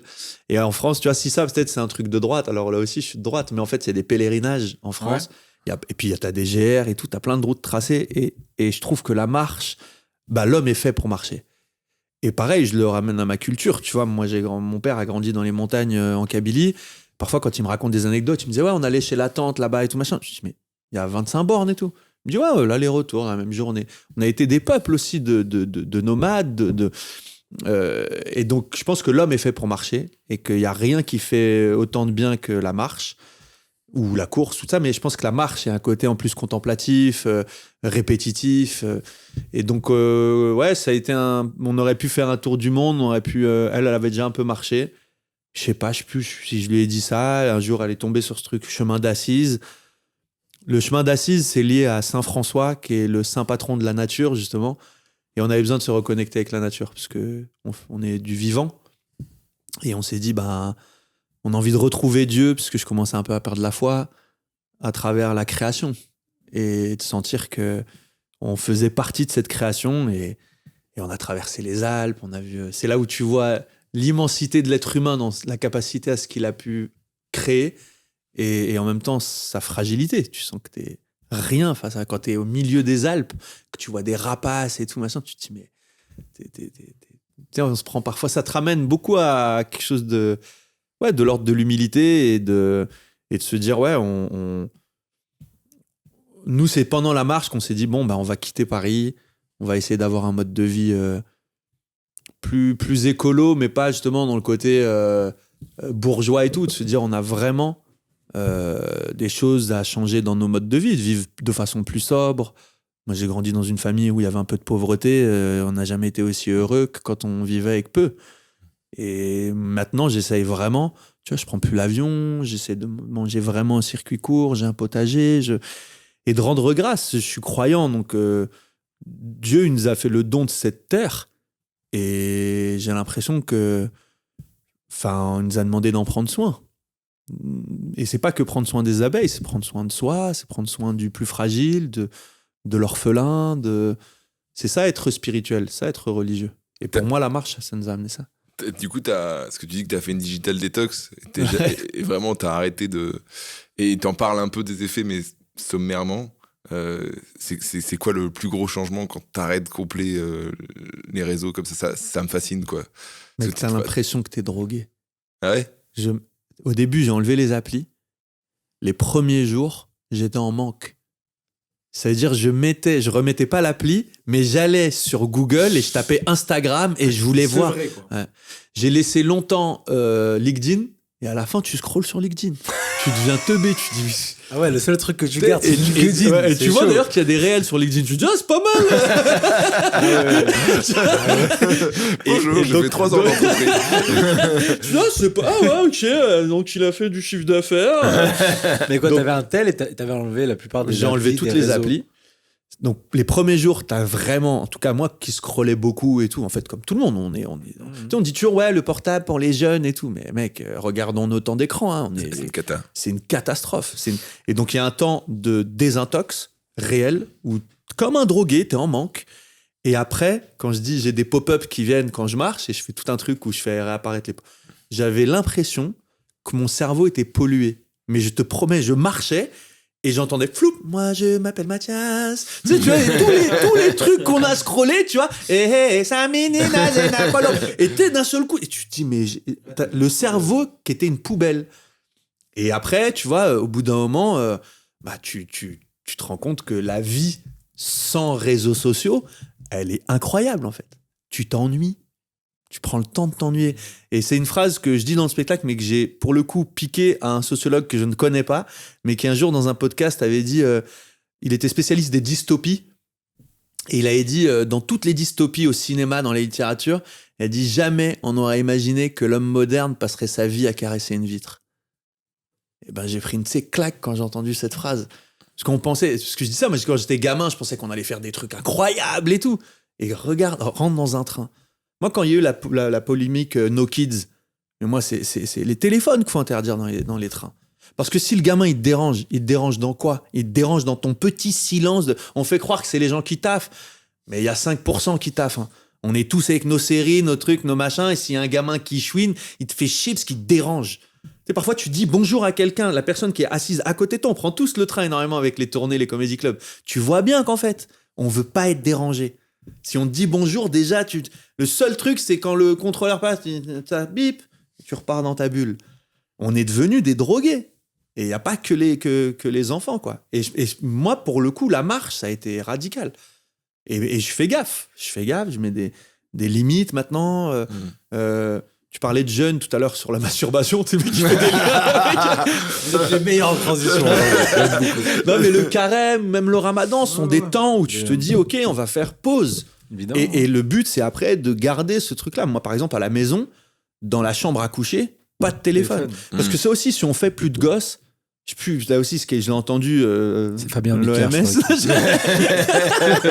Non, mais il y a aussi ce truc où on fait, tu sais, on est chacun dans notre truc, tu vois, de temps en temps, on va regarder un peu une série ensemble, mais pas de téléphone. C'est à 18h, si c'est pas important, c'est pas du taf, c'est fini. C'est fini. Parce que, est-ce qu'on se souvient des trucs qu'on regarde d'ailleurs, même le lendemain? Mais non. Sauf un mec qu'on voit 30 fois parce que. Et ça, hein, ouais. Dans celui-là, il les a cassé les couilles. Et on l'a tous en rêve, ce et 2 mois après, c'est fini, c'en a un autre. Mais ça va avec pas. Le terme d'avoir la rêve, les mêmes, tu vois, for sure. Quand le truc il va sortir, on sera déjà daté. Ouais, c'est vrai ça. C'est vrai ça. Et en plus, plus on scrolle, plus on voit la vie des autres et plus on a l'impression que notre vie c'est de la merde. Ouais, et tu jalouses. Ouais. Et un jour, ma femme, elle m'a sorti cette punchline de ouf. Elle m'a dit tu deviens ce que tu regardes. Et plus tu regardes de la merde, plus tu deviens aigri, jaloux. Et on parlait des commentaires. Ces gens, ils ont rien fait de leur vie. Ils disent oui, mais gna gna gna. C'est parce qu'en fait, il est dans son truc. Et il a pas sa dose de. Parce que c'est de la dopamine, c'est de la drogue. C'est vraiment. Ça a été conçu pour ça. Donc tu vois, t'es dans des frustrations, t'es dans des trucs. Oui, de temps en temps, tu t'abonnes aux médias positifs pour dire ouais. Mais en soi, même les formats, tout a changé. Il faut que ce soit des trucs hyper courts. Ouais, tu vois, quand on a tous appris qu'en appuyant sur le haut, ça avançait x2. C'est. Ah ouais, j'ai appris ça dernièrement. Faut que j'utilise. Ouais. Mais t'aurais dû l'utiliser pour regarder le spectacle de. Ouais, t'aurais peut-être vu la fin. Non, c'est que ça marche pas. Attends, ouais, alors, les réseaux sociaux, pour moi, c'est vraiment la plaie des 10 dernières années. Enfin, c'est vraiment un truc. J'ai envie, là, vraiment, parce que quand tu en parles, j'ai envie d'avoir cette expérience d'arrêter pendant plusieurs mois, d'être complètement off de ça. Tu vois. Mais vraiment un truc radical. Quoi. Mais c'est ça qui est paradoxal, c'est qu'on le pense, mais en tant qu'artiste, tu dis que c'est la plaie des dernières années.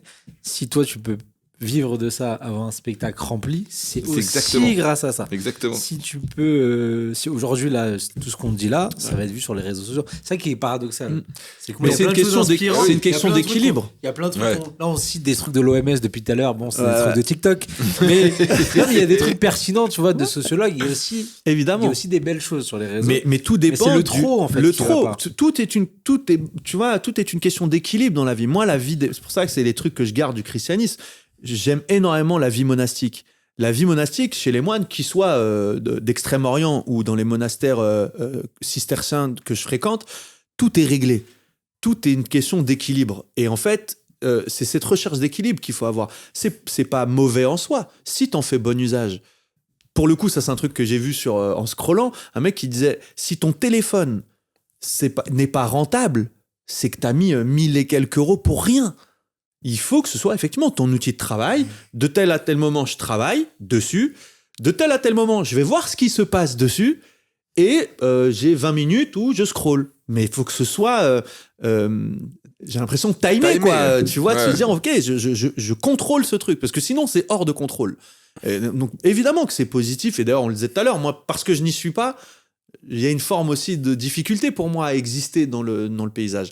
Donc, évidemment qu'on en a besoin, mais il faut le réguler, quoi. Chacun et que ça devienne... C'est irrégulable, en fait. Tout est fait pour que ça te bouffe.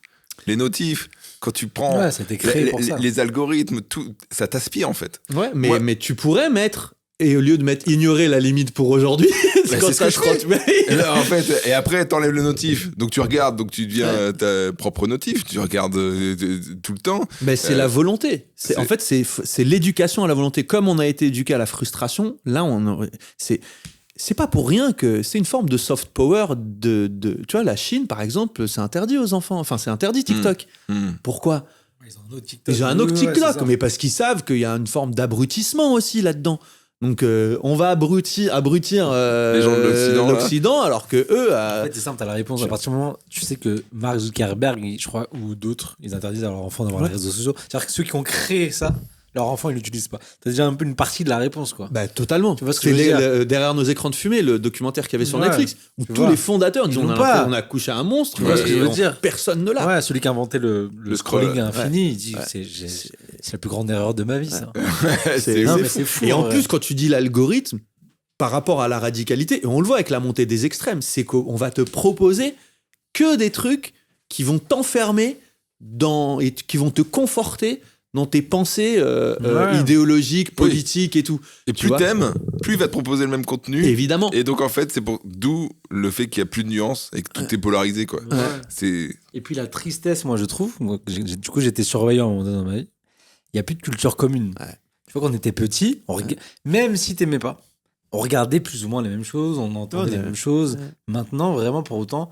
T'es dans une cour de récré, je pense qu'il y a plein de gens, ils parlent même pas. Il y en a qui vont regarder du TikTok, du Twitch. Oui, mais il y a des rêves communes. Tu vois, on vient de les faire. Et de moins en moins. Mais ça, tu vois, tout à l'heure, on disait, il y a le côté conservateur déjà de dire ça. Parce que ce n'est pas notre monde, on comprend pas. Tu sais, on le voit vrai, avec notre regard, notre expérience. Alors que ça change. Moi, j'avais vu ça sur les jeux vidéo. Tu sais, j'étais là, mais les mecs, ils vont plus jouer au foot ensemble, ils sont que dans des virtuels. Et il y a un daron, il m'a dit, en fait, j'ai compris le jour où mon fils a créé des vraies amitiés avec un mec en Australie, avec un truc. Ouais, c'est sûr. Je me dis, en fait, c'est pas. c'est différent. C'est leur monde. Ils ont peut-être pas les rêves qu'on avait nous, mais ils ont d'autres trucs et ils ont d'autres. Mais ouais, non, mais c'est sûr que c'est. T'as raison de préciser que c'est pas parce qu'on comprend pas qu'ils sont plus cons. En fait, tu vois, on a souvent tendance à juger négativement. Oui, croire qu'on a la meilleure des époques. Ça, c'est le truc aussi. Mais par contre, sur les émotions, là, pour le coup, je suis intransigeant. Je pense que, et ça a un peu un lien avec la marche et le théâtre et le spectacle vivant, et c'est pour ça d'ailleurs que les gens vont dans les comédie clubs. Les gens ont besoin de vivre des vraies émotions. Parce qu'en fait, nos réseaux virtuels ne nous le permettent plus. Tu vois, on se laisse des vocaux WhatsApp. Écrire une carte, même si le monde a changé, etc., mais tu prends le temps aussi d'écrire ce que tu veux à la personne. Et au-delà de l'écriture, je pense que le contact humain, les gens, moi, quand ils sortent de ça, ils me disent « j'ai ri, j'ai pleuré », ils ont vécu des vraies émotions. Là où parfois le virtuel te coupe un peu de ce lien-là, tu vois, qu'on a humain, sensible et même le rire, quoi. Même si tu vois un truc gaulerie, tu rigoles pas. Non, c'est vrai. On n'en voit que des MDR, on rigole jamais. On rigole pas. Tu vois, même le réel qui t'a fait gaulerie que t'envoies à ton pote, tu l'en envoies 15 parce qu'ils t'ont fait gaulerie dans ta tête, mais t'as pas gaulerie 15 fois, tu vois. C'est clair. T'as vu, j'en vois. Tu me débrieferas après. Comme le spectacle. Alors que quand tu vas voir quelqu'un en live, tu as effectivement quelque chose x 10 quoi, en termes d'émotion. Donc, il y a quelque chose qu'on rate à être trop dans le digital. Mais est-ce que ton agent, du coup, tu as un agent pour le cinéma, j'imagine. Ouais. Est-ce qu'aujourd'hui, il y a une pression? Est-ce qu'il peut trouver une place pour Riyad pour jouer avec Pierre Ligné parce qu'on en a parlé? C'est ultimement, je vais parler que de ça. Non, est-ce qu'on met aussi la pression, j'entends beaucoup, tu vois, avec des collègues comédiens et tout, est-ce qu'il y a un peu une pression aussi d'être présent sur les réseaux pour le côté pro Évidemment. et pour faire des films. Évidemment. Il y a des directeurs et directrices de casting qui regardent le nombre de followers de la personne, de l'acteur ou de l'actrice ou de l'actrice avant de choisir. Évidemment. T'as déjà été, toi... mais moi, on me l'a dit carrément sur un film. Je citerai pas lequel parce que la personne qui a eu le rôle, en plus, je l'apprécie, même si on ne se connaît pas. C'était Yamakasi, je crois. Voilà, après, on s'est tous pris pour le mec de Yamakasi, tu vois. On se le parcours. Mais évidemment que... Et d'ailleurs, il y a le positif et le négatif. Tu vois, aujourd'hui, Insta, notamment, a permis à des gens comme Mogiz ou comme Just Riyad et tout, de passer par là, ou même Hakim Djemili, tu vois, passer par là pour après faire du cinéma. C'est super, tu vois. Et en même temps, le penchant un peu négatif, c'est que tu as aussi beaucoup de gens aujourd'hui qui font 3 vidéos et qui se retrouvent à l'affiche de films. Là où, parce qu'ils ont X followers, là où t'as des comédiennes et comédiens dont c'est le taf, qui travaillent, qui savent c'est quoi un accent tonique, qui travaillent vraiment une partition en tant d'un rôle, etc. Et qui, eux, parce qu'ils n'existent pas sur les réseaux, seront peut-être doublés par quelqu'un qui vient des réseaux sociaux, tu vois. C'est l'époque, tu vois. Mais c'est sûr que, aujourd'hui... T'as énormément de gens qui sont passés par les réseaux sociaux et qui aujourd'hui sont même dans des grosses agences d'acting. Maintenant, les agents réfléchissent comme ça, ils regardent sur les réseaux. Ils disent tiens, putain, il y a 50 000 abonnés, faut que j'aille voir. Et puis si je fais un film avec lui et que j'en ai, s'il a 300K, si j'en ai 50 qui vont voir le film, déjà en termes de promotion, il va promouvoir le film. Tu vois, c'est aussi des nouveaux médias et tout. Tu sais, ça coûte cher un film, donc en fait ils font aussi un calcul. C'est du marketing. C'est sûr.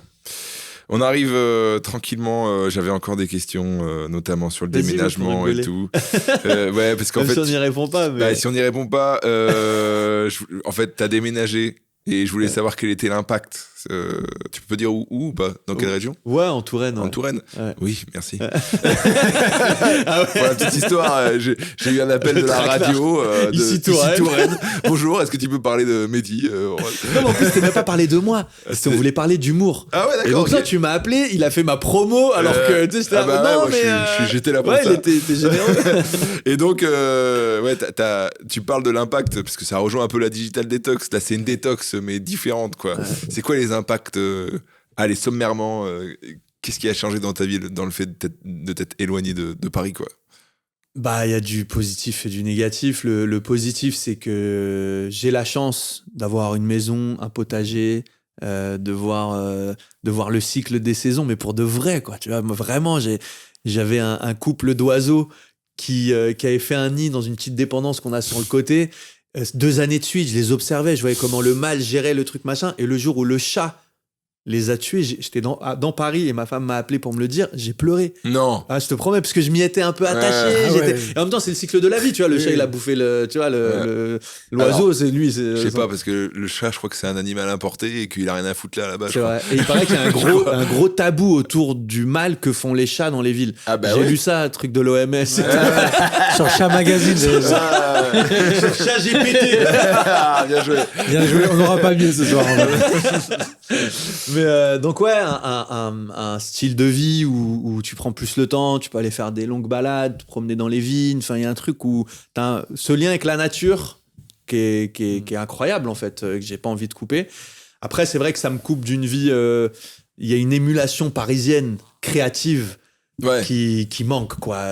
Tu vois, là typiquement, je viens faire l'aller-retour. Tu vois, alors que je suis qu'à 1 heure, tu vois, mais d'être là constamment, d'aller voir ce qui se fait et tout, je pense que ça me manque. Mais après, sur la qualité de vie, le mode de vie, même si je réapprends à vivre, là-bas, les magasins, ils sont fermés de midi à 15h, tu vois. Les films, ils sont en VF. Enfin, tu vois, il y a un truc aussi. Tu vois, là, tu viens de me déchauffer pour le déménager. Les films en VF. Non. J'aime bien, j'adore mais t'habites à Melun. Tu t'habites déjà dans un truc, toi, il n'y a même pas de film au départ. Figure-toi c'est en VF, c'est en version Melun. À Fontainebleau, dédicace à l'Ermitage, il y a un cinéma qui fait de la VO. C'est quand même...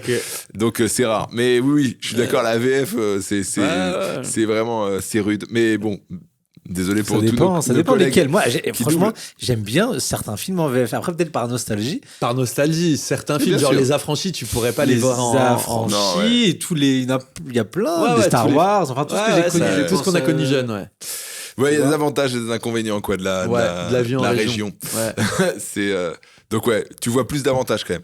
Ouais. Ouais. Ouais, une tranquillité, un lien avec la nature. Donc, Moins d'arabe, ça. t'avais dit en off, je crois. Ouais, moins d'arabe, mais plus de bourgeois de plus en plus. Faut pousser de la Ah, menthe. putain. On est totalement dans les Ah clichés. oui. Ah ouais. Mais ils même sont- ça, tu vois, ils même sont ça, dans nos campagnes. Ouais. Ils arrivent Ils sont jusque-là.